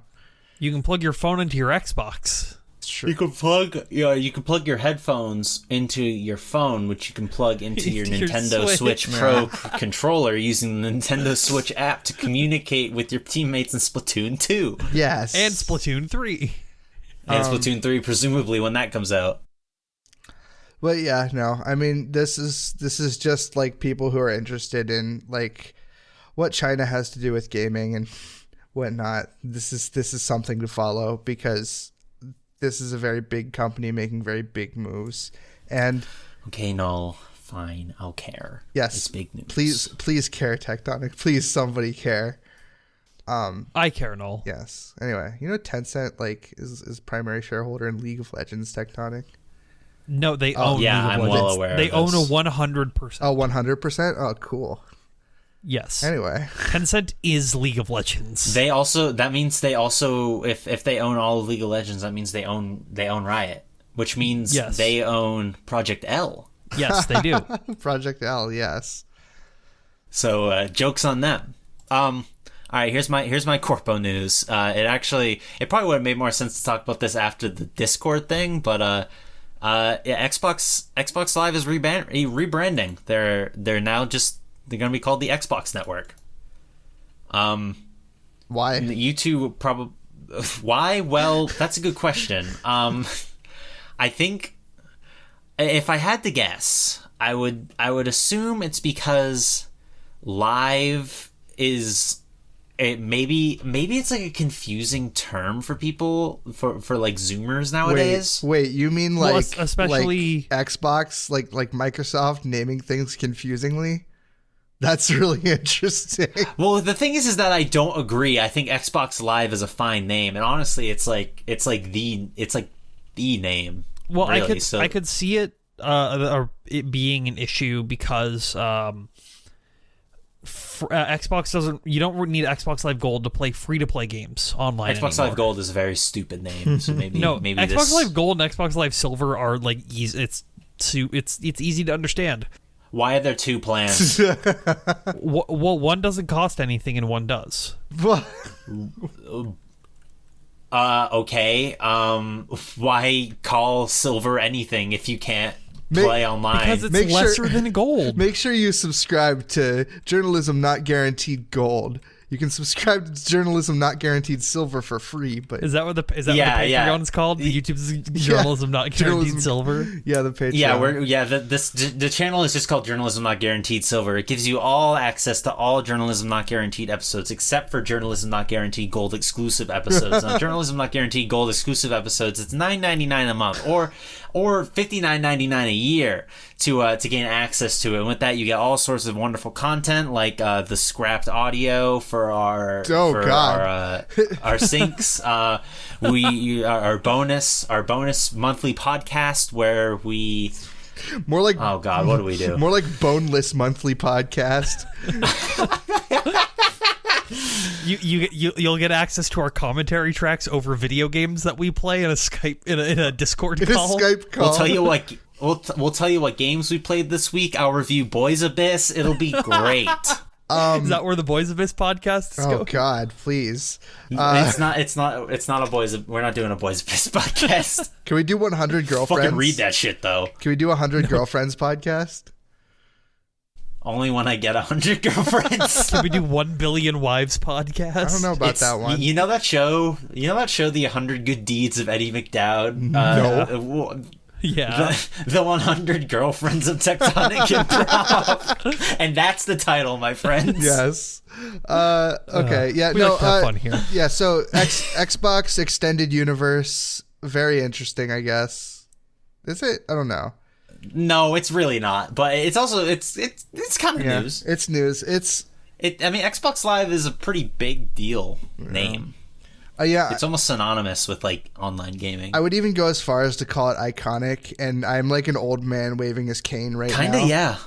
And I don't really get it, but like you do you, fucking whoever's doing this.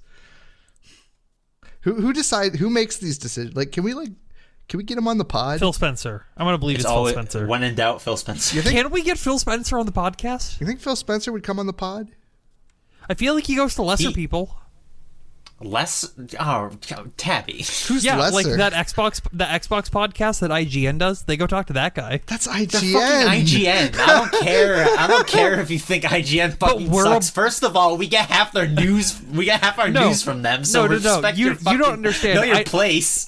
You understand? I don't think IGN is below us. I think that guy who runs that podcast is below us. I'm cutting maybe this morally, out. but anyway, but he definitely.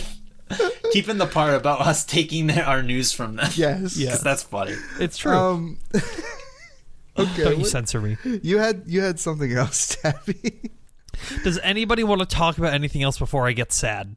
I just want to ask yes. that. Yeah. If you're going to get sad, I want to talk about something. I almost said something funny, but it's not funny. It's not funny. It's fucked up. Balan Wonderworld. It releases like tomorrow or something. It's got some problems. We all know that. However, maybe we even underestimated the amount of problems that this game has. I don't think anyone expected this to have the Balan Wonderworld to have an epilepsy problem. This similar thing happened to Cyberpunk 2077. All right, I'm gonna start watching this. Yeah. Null and Tabby haven't seen this clip yet, so go to 12:40. Oh my Null god! in the video. All right, I'm pulling it up now. Tell me when to click. And do it now. Do it now. I have to Live watch that reaction. again. Holy shit! What? Why? What are they doing?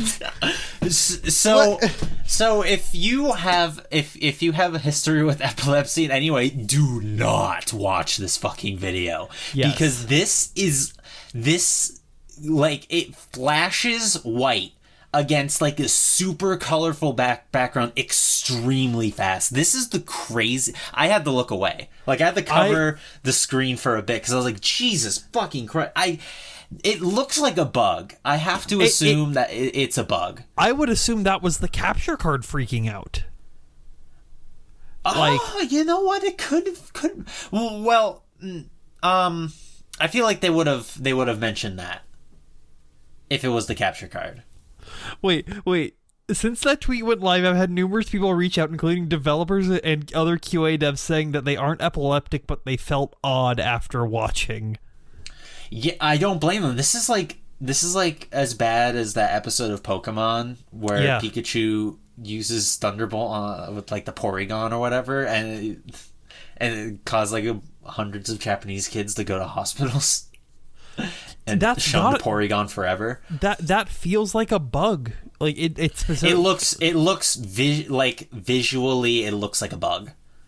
Just like from the way the graphics look like after the flashing is done, it looks like some sort of fuck up. But even still, if that's in the game at launch, even after the day one patch, holy shit. Yeah, that's the gift that keeps on giving. I'm trying desperately to have like to find like a comment of somebody defending Balan Wonderworld for this, but I can't find it.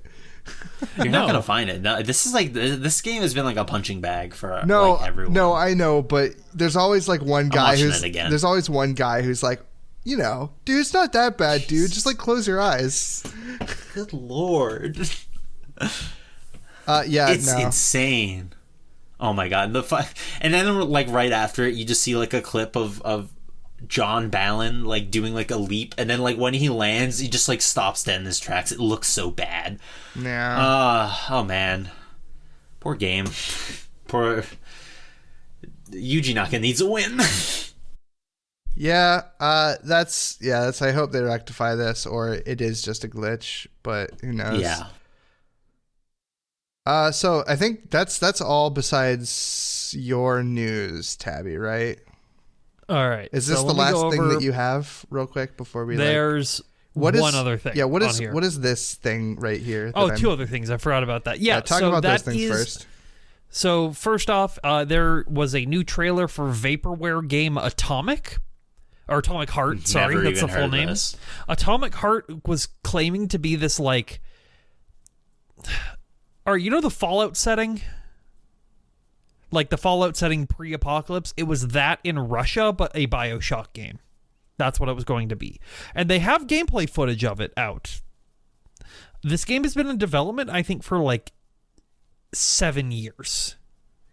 I remember hearing about it forever ago. It was supposed to release in 2018, and it just never has. And they're just like... outside of like end of last year where they finally showed some gameplay of it, and it looks actually like fine. It looks pretty serviceable.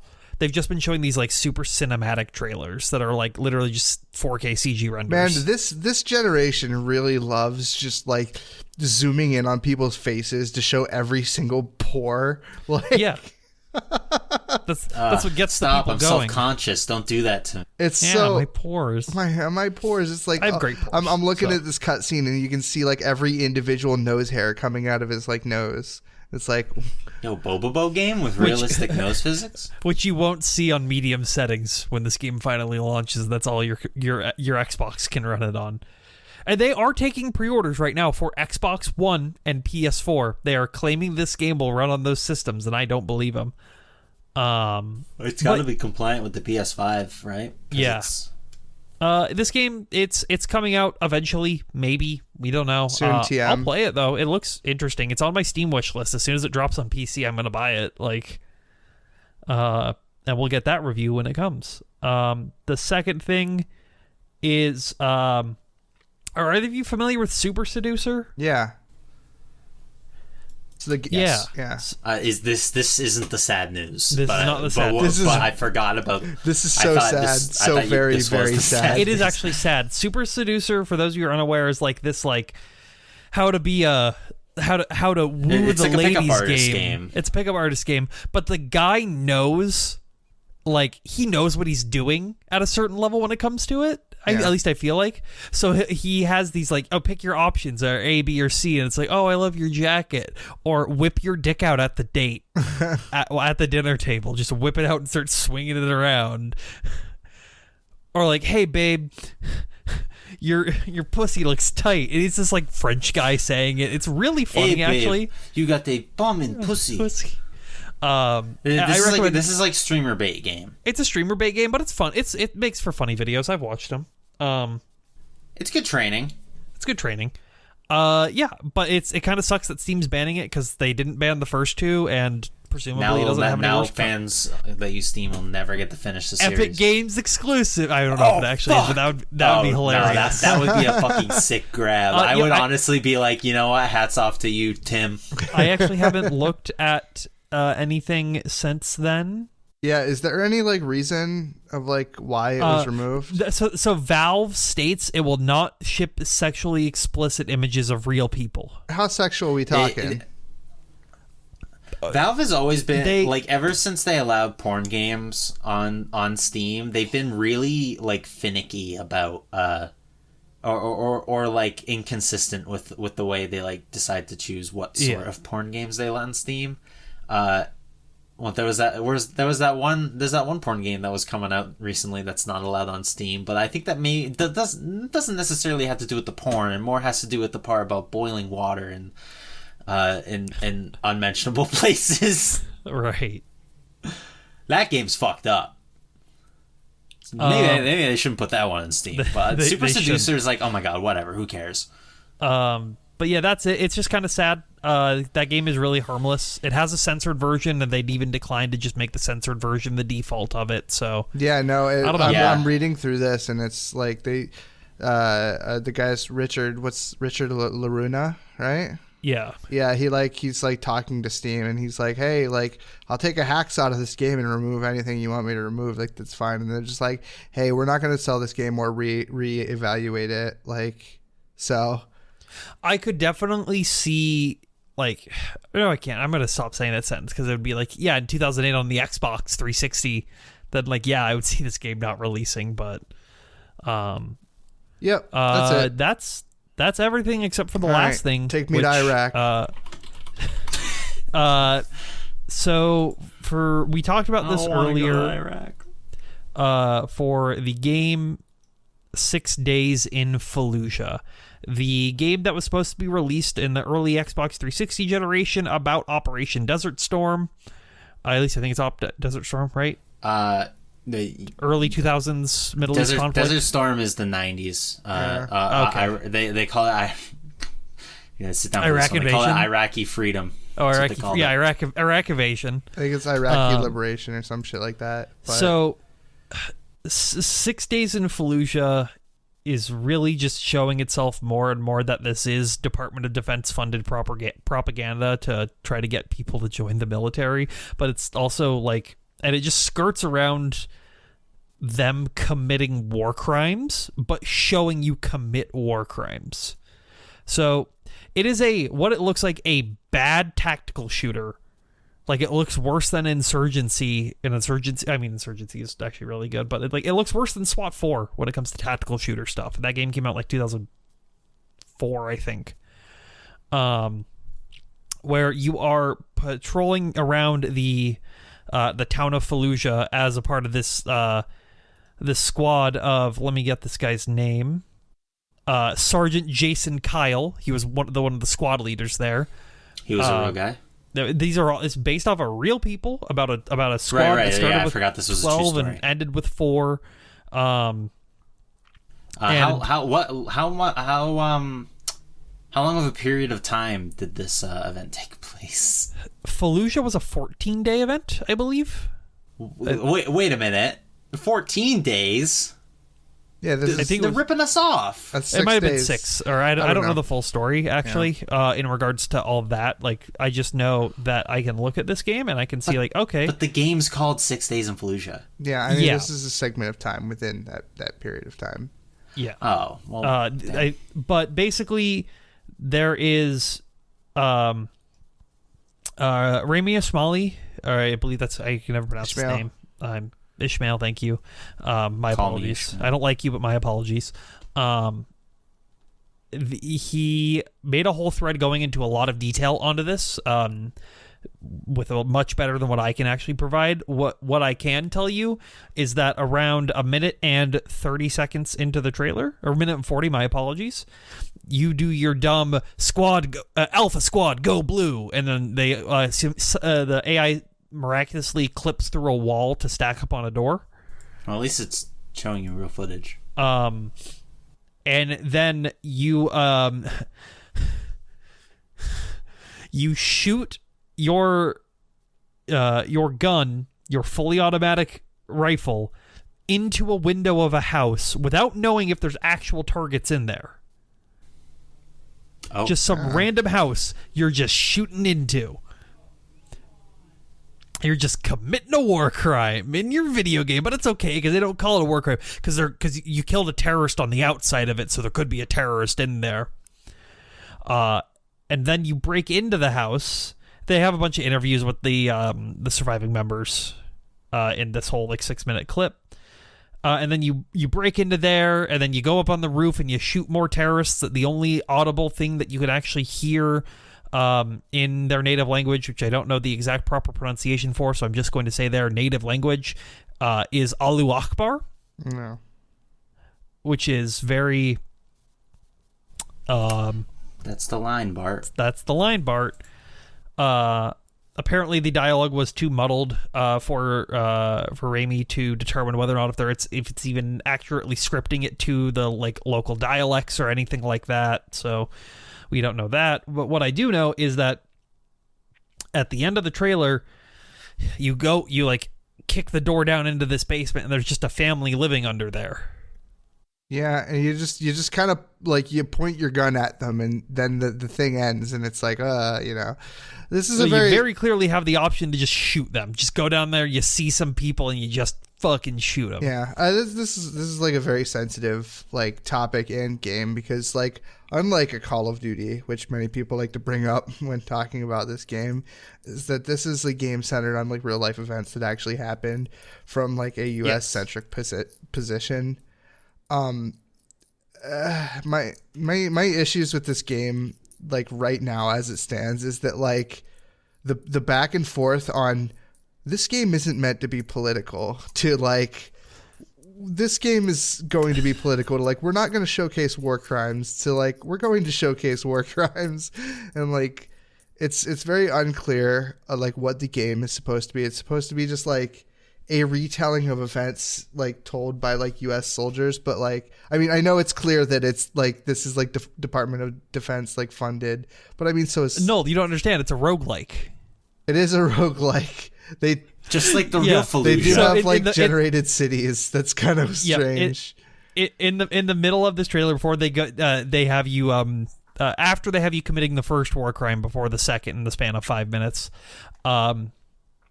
They talk about how it's once you get into a house, you don't know what the layout's gonna be. You look to the left, you look to the right, you could be they're in the trees. Yeah.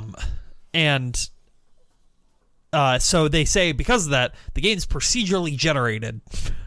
So all the houses are gonna be some combination of rooms that you have to breach and clear and shoot unarmed civilians.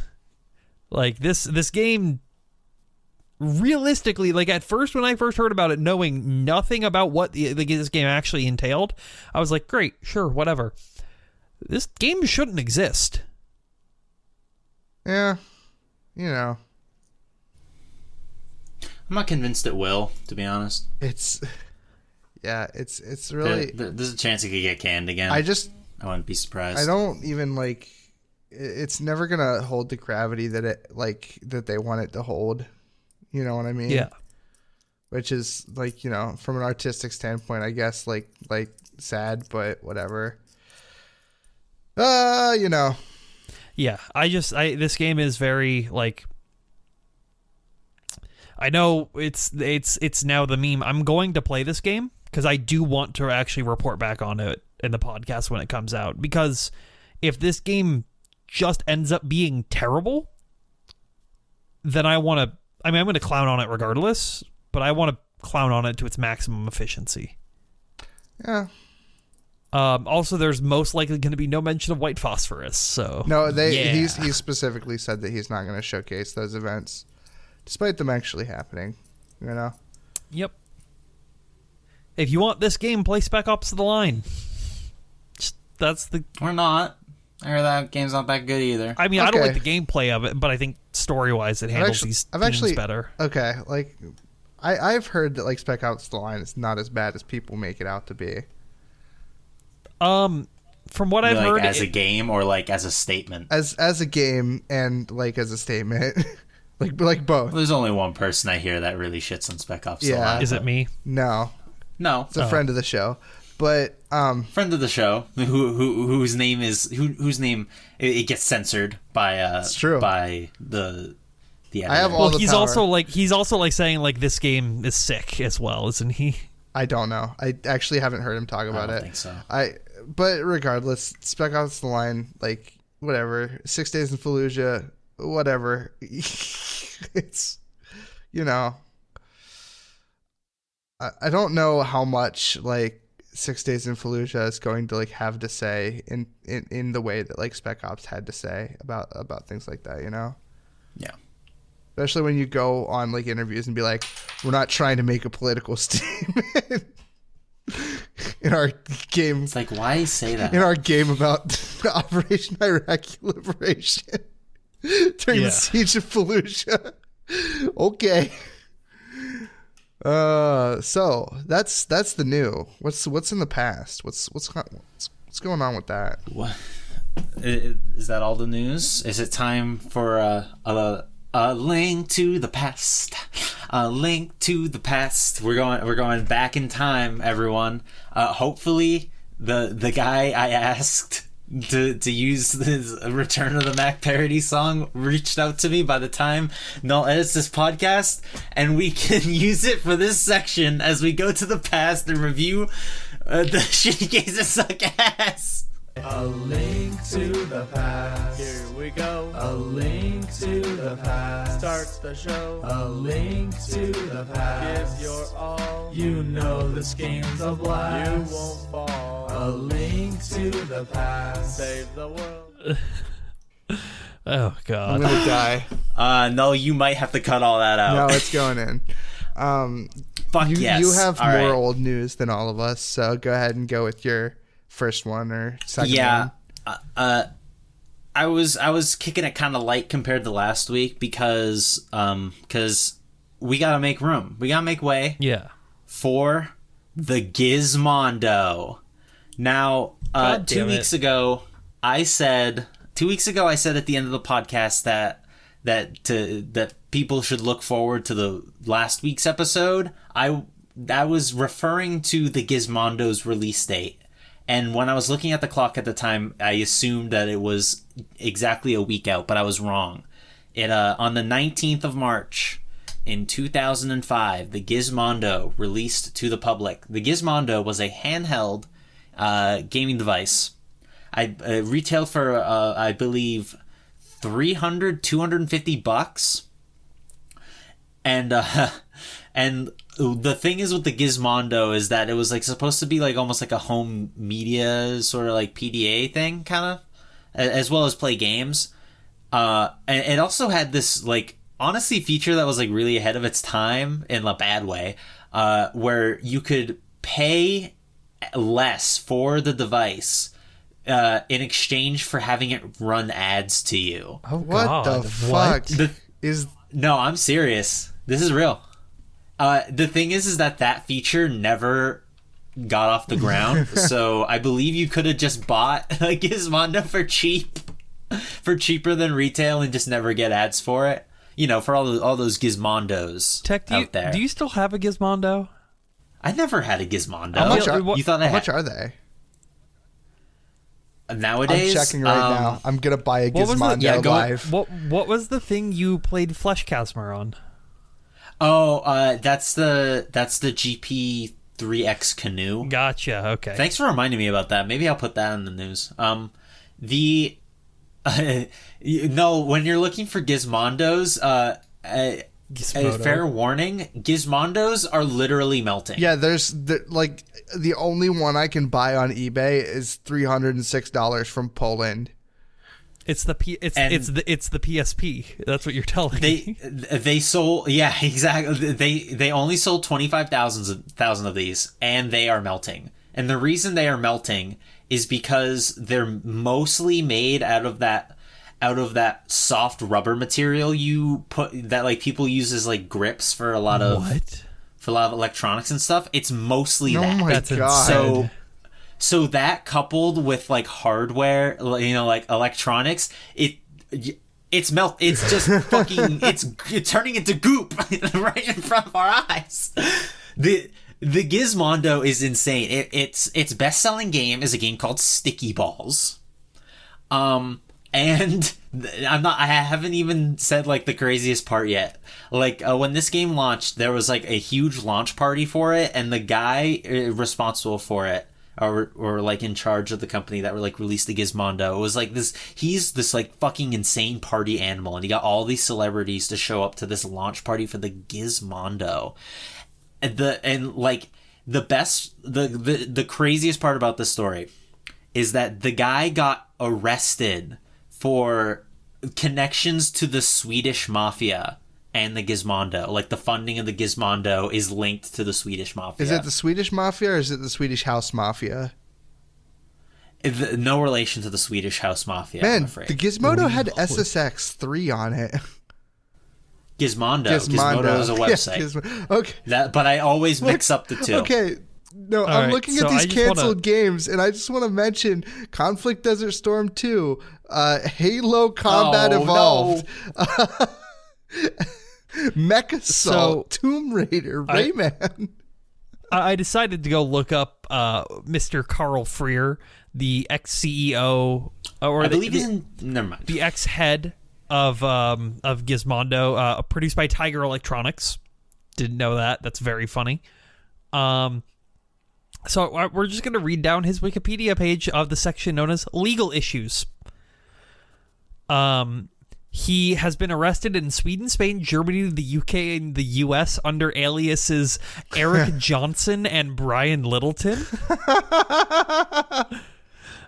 His business partners, Stefan Eriksson and Mikael L. Jungman, have both accused him of fraud due to the Gizmondo. Hey, we got exactly what we asked for when he released the Gizmondo. That's all I'm saying. Apparently those people... Wait, that first guy I mentioned was arrested on the suspicion of embezzlement, Grand Theft Auto, drunken driving, cocaine possession, weapon charges stemming from a Magnum handgun encountered during the search. Plea bargained out of it, though. Yeah, all these dudes just have, like, crimes attached to them. That's very funny. And not like petty crimes, but like legit fucking crimes. So Carl Freer was at the helm of Gizmondo Europe Limited during the biggest company fraud investigation in recent British history, totaling £215 million. I knew I brought the good shit. In 2005, he was fined £135,000 in a court in Stuttgart, Germany, for canceling check payments in transaction with a car dealership.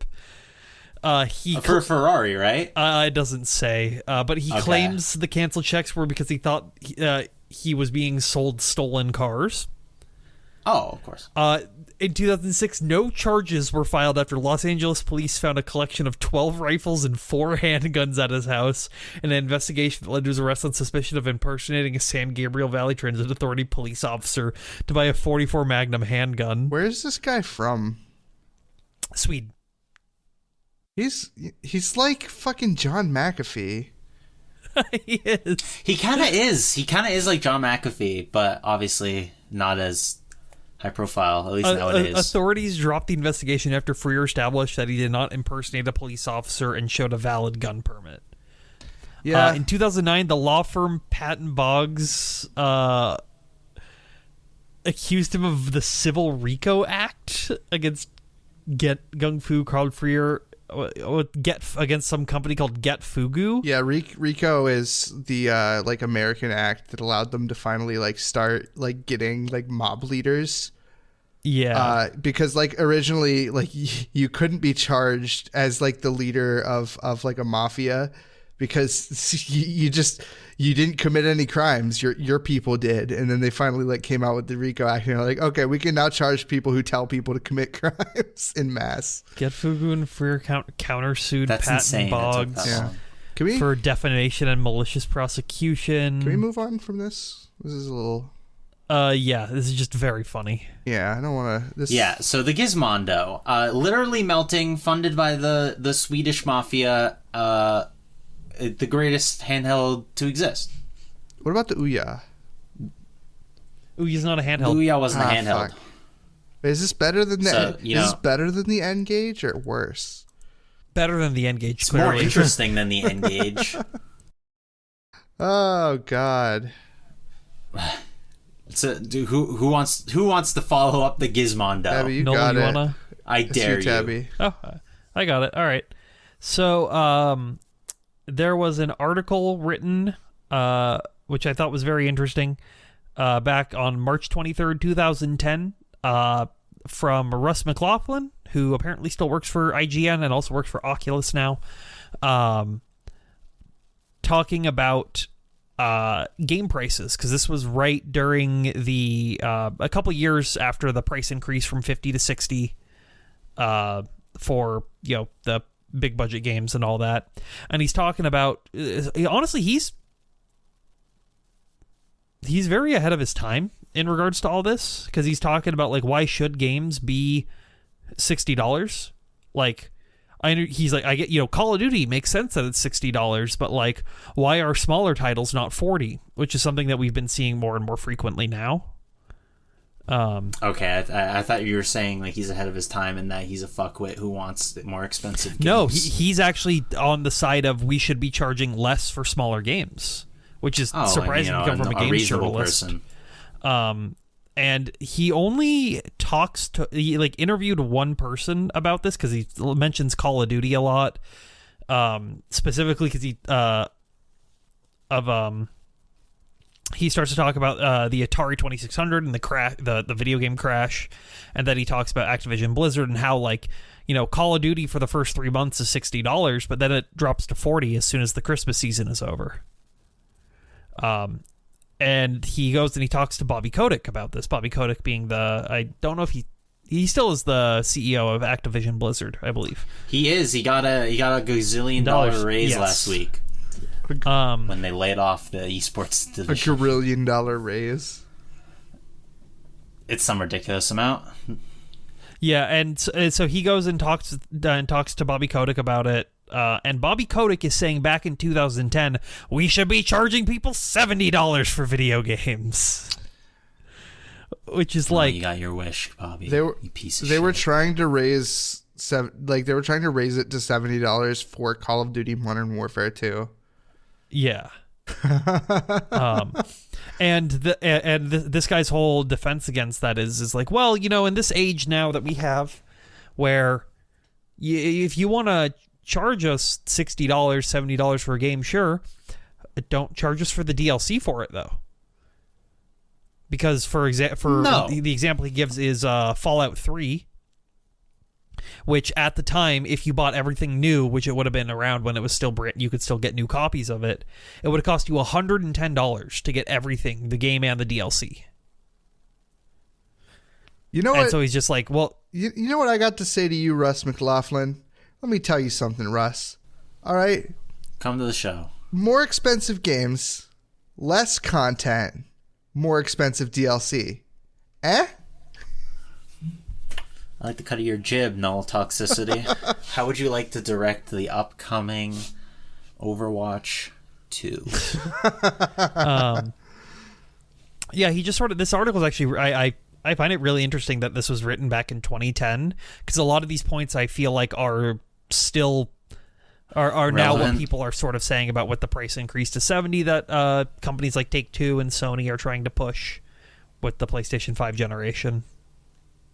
Yeah, it's neat. And he also predicted the future of this isn't going to happen. They're going to start they're going to charge you more money for less content and give you more DLC. Yes. Yeah, it's terrible. Everything's terrible. Thank you, 2010.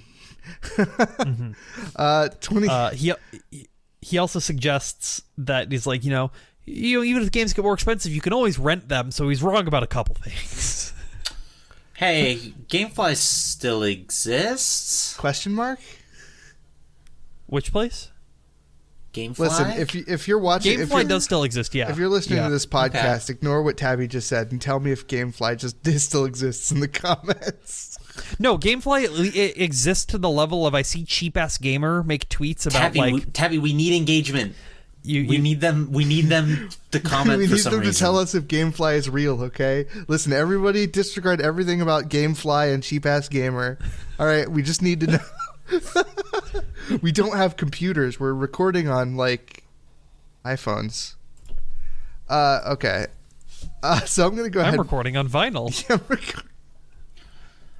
I can't wait for the vinyl exclusive episode. That's for gold members. That's true. though. That's for platinum. got to be for That's for platinum platinum. members. No, is there an Xbox Live? No, Platinum? but if you sign up for the journalism not guaranteed credit card, you get a platinum no. subscription.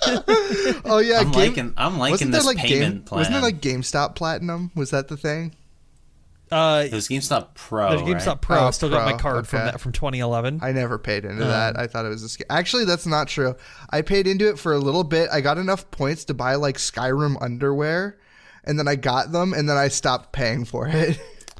I used it to buy a pair of Control Freaks. Oh, Control Freaks. Hell yeah. I got Game Informer. Well, That's kind of cool, I guess. I like Game Informer. I used Remember to gaming magazines? I used to read Game Informer all the time.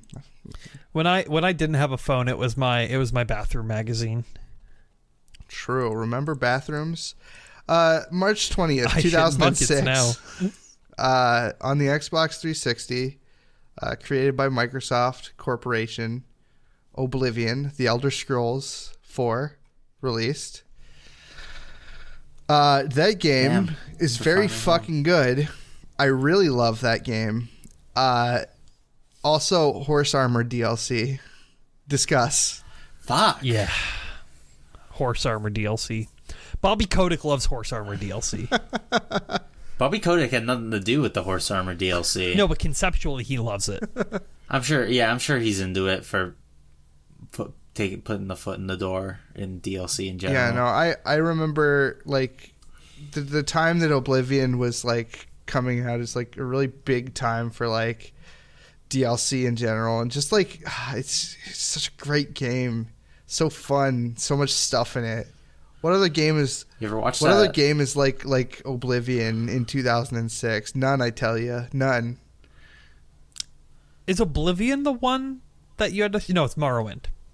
Morrowind's the one that turned off the Xbox and loading screens. They figured that out by the time Oblivion came out on the 360.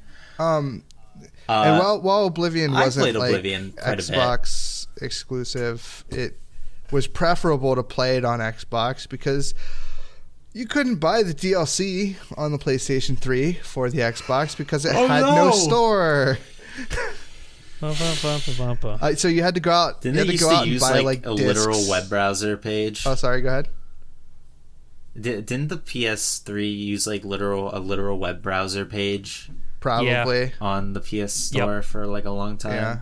That's It didn't have trophies for a long now time. it's just too. non-existing. Yeah, Trophy should have never been added.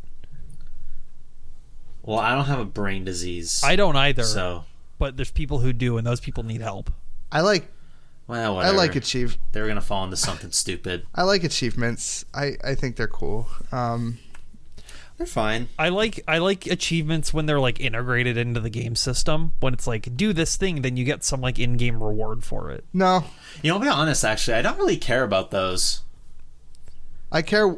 Shovel Knight had those built in, and I was like, oh, whatever. I care way more about my Steam profile saying that I 100%ed a game than I care about in-game achievements. I'm actually going to be 100%ing Skyrim sometime soon. I don't know when that is, but I bought it on Steam to do that.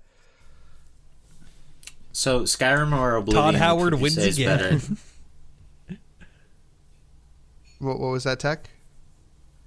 Skyrim or Oblivion? Like, oh geez, like, I think Oblivion. I think that like Skyrim kind of casualized a lot of like things, and isn't that what Oblivion did tomorrow? Yes, which is why like as we go back, like if we were to say Oblivion and Morrowind, I'd say Morrowind, but I like Daggerfall. You don't exist. Yeah, no, Oblivion is probably cooler. It has like more interesting like progression system. You can like fuck up your character. I like having the ability to make my character bad on accident, and in Skyrim you can't really do that. Yeah, it's I played quite a bit of Oblivion. I never beat the game because I never did the main story. But I never figured out how to level up. It's very interesting that the you have to like combat go to just sleep. allowed that to happen. So you could just be like, yeah, I just won't sleep. Well, whenever I was in trouble, I would usually just turn on God mode. Yeah, turn the difficulty down.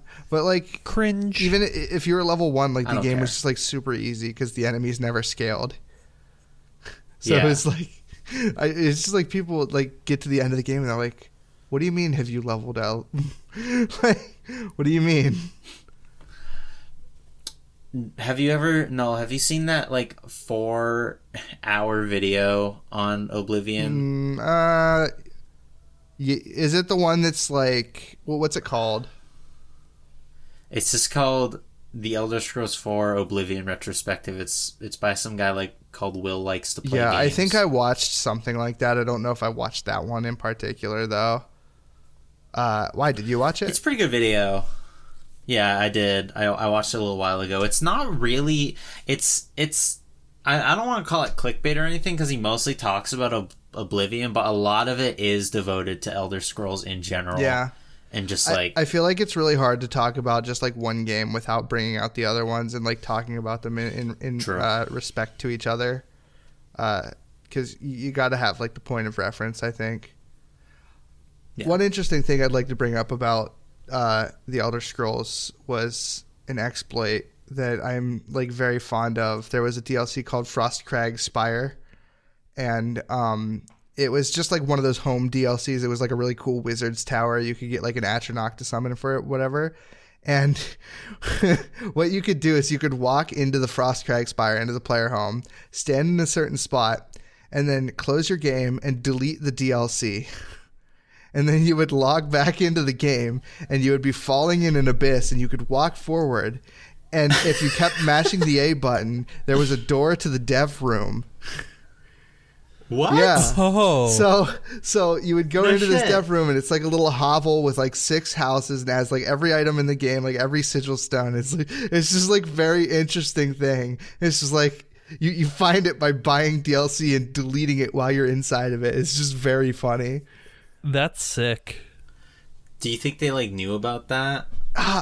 Or was it just coincidence that you could make it to the dev room from the Spire? It's probably them making the game, being like, okay, we want to use the dev room. Because the dev room... Put the dev room so far away. Yeah. Right. Like, the dev room is probably in the main game somewhere, too. I don't know. But, like, they probably needed it for something in Frostcrag Spire, so they just put it in there and just didn't remove it because they didn't think anyone would, like, be able to get to it. It was just, like, randomly in the abyss underneath the game, right? So... it's so funny. Like every single Elder Scrolls game, including the MMO, like people just like found ways into the dev room, like without fail. They found ways into the MMO dev room. Holy shit! No, not the MMO for Elder Scrolls. The MMO for Fallout. Oh, okay. Yeah. Oh, yeah. Yeah. I don't know. I haven't really followed any like the Elder Scrolls Online like stuff, so I don't really know if that's a thing that happened. But I'd like to look into it. That's all I got for Oblivion, though. I feel like it's one of my favorite games. But, I like in the opening for the game where it slowly zooms out zooms out on the title cards. You can make it, it looks like it says Blivio for a bit, and that's pretty funny. Blivio. That's what I call, that's what I like to call Oblivion. Elder Scrolls Blivio. Yeah. Elder Scrolls IV. Get that IV drip, because I'm a hardcore gamer. Yeah. I like to traverse open worlds. I put Todd Howard straight in my oh my veins. god! Wait. No, you've seen those. You've seen those like Oblivion NPCs in real life videos, right? Yeah. You must. Yeah, have. no, Yeah. they're super good. Those are that guy is so like he gets it He understands. perfectly, Yeah. and it's so funny. The Oblivion is like janky as fuck, but like the NPCs are so like charming That game in like that a game good had way. like it has like audio flubs in like dialogue that they just didn't catch. Yeah, And, because they just have Bethesda employees as voice actors. yeah, there's like one voice actor that voices like half the cast. It's like insane. Halt! You violated the law. Pay the court a fine or serve your sentence. Your stolen goods are now forfeit. Yes, just that game is so funny to me. I love it. I love it so much. We got another game, right, coming up. It's time. Yeah, it's time to talk about. It's time to talk about a game that I really love so much. In fact, it kind of came up last week when we were talking about Metroid Other M. But 1994, last I believe it was March. Like 20th or the 22nd. Super Metroid was first released. Super Metroid is the greatest game ever made. It is almost single-handedly responsible for one of the most popular genres of all time. Almost. That's right, science fiction. Yeah, science fiction. It is probably one of the best looking, sounding games on the Super Nintendo. The atmosphere of Super Metroid is like so unbelievably unmatched by so many games that try to replicate it. It's insane. The shit that they were able to get away with on that game is ridiculous. I could talk about fucking Super Metroid forever. You have. I have, and I will continue to until the fucking heat death of the universe, because I love it so much. It's one of the first games I can remember playing. Like very early memories. I remember the Spore Spawn fight that's pretty early on in the game. Ironically, when I play the game now, I don't even fucking fight the Spore Spawn because you can skip them. But I have a lot of good memories associated with that game. I've beaten it countless times. You beat it every Christmas, right? I stream it every Christmas. I used to just play it every Christmas. Like one year I was like, people have like Christmas traditions. I don't really have one of those. I want to do one. What should I do? I play Super Metroid a lot anyway. Maybe I can do it every year on Christmas. And I think ever since like 2014, oh, wow. I've been doing it. Maybe 2015. I'm not sure exactly, but It's actually Say 2014. Makes the 10-year anniversary come quicker. It's actually really funny because Tech will like be streaming Super Metroid on Christmas. I've stopped by for the last 2 years or so, just to like watch a little bit. Yeah, I've only streamed it twice. I try to stop by. And it's really funny because like I know Tech's like living situation, and he has his entire family over for Christmas generally, and so he'll be upstairs in his room streaming Super Metroid, and his entire family will be downstairs on the TV watching his stream, watching him play Super Metroid and commenting in the chat. It's very wholesome. Sometimes Sometimes I can hear myself on the TV downstairs. I'm like, oh god, it freaks me out to like hear myself on that much of a delay. Yeah. So Super Metroid, that's why I can't stay mad at Yoshio Sakamoto, because he directed that game. Do you save the animals? What? Of course I say it. Yeah. What if I gave you a donation incentive to kill the animals? I guess I wouldn't. I guess I'd kill them. Although, is it killing them if it's negligence and you just is it killing them to not save them? Is this the trolley problem? Trolley problem? Yeah, I mean, actually, it kind of is, isn't it? No, I don't know. Yeah, it's cool. I played Super Metroid like last year or so for the first time. It was like my first like Metroid game. It's actually the only No, I played like a little bit of what's the game where like you're blue and you don't have your armor and you're like infested by Metroid Fusion. Metroid Fusion. Fusion. Yep. Oh yeah. So I played a little bit of that one, Fusion's but I didn't great, finish too. it. It was I like definitely Fusion. not as good as Super. It's a lot more linear. Yeah, but it has spooky. Right. It has spooky evil Metroid in it. Yeah. Evil Samus. It's. Yeah, I'd say it's slightly scarier. I don't think Super Metroid's a scary game, but I think it's got a mood to it. Yeah. I'm still working on Castlevania before I can get to the Super Metroid game. You know, the Super Metroid game was first. Yeah, but Castlevania was before Super Metroid. Oh, touche. Yeah. Because if I play Castlevania, then Metroid. I don't know why you insist on playing them like that, but anyway, That's how my brain Tabby, works. is everything wrong with gamers? I just need to like mention that like during the part where the little animals like teach you how to like wall dash, like wall jump, I was so fucking lost because like I saw what they were doing and I'm like, okay, I'll do that. And I tried to do it and I couldn't do it because the timing was like really like tight for me. Wall jumping is really finicky and super. Something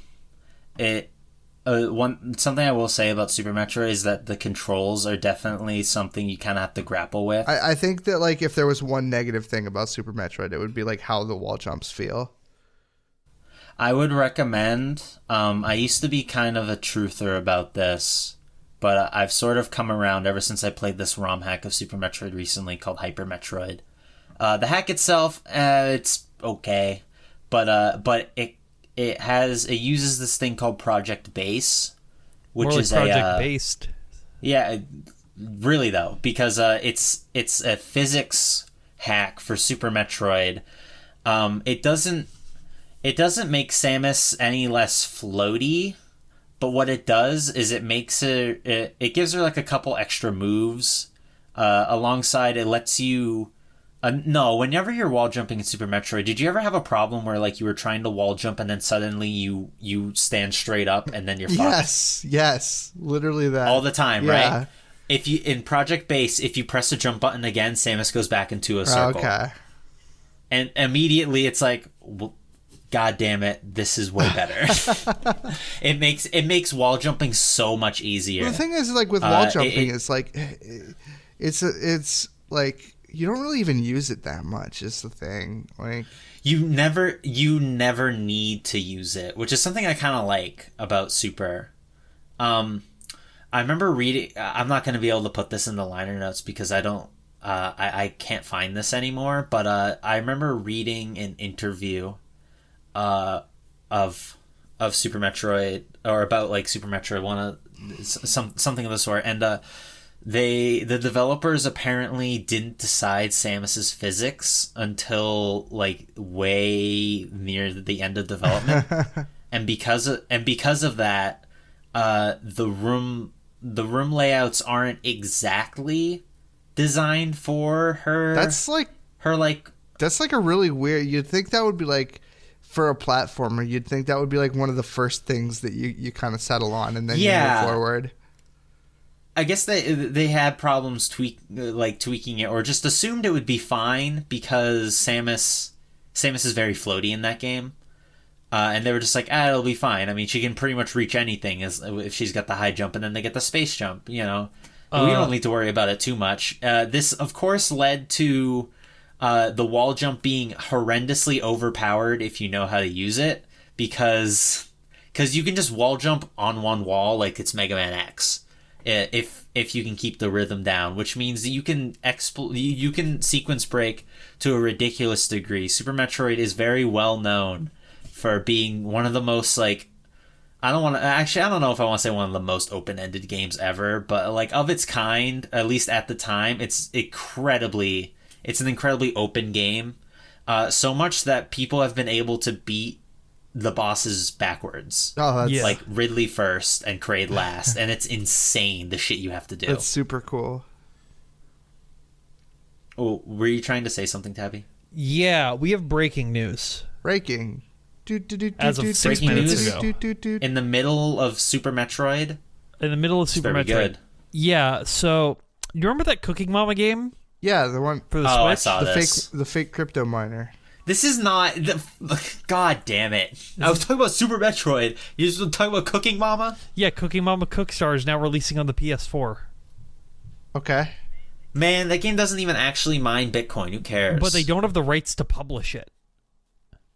Oh, so it's like the Sinking City. Yes. Well, shit.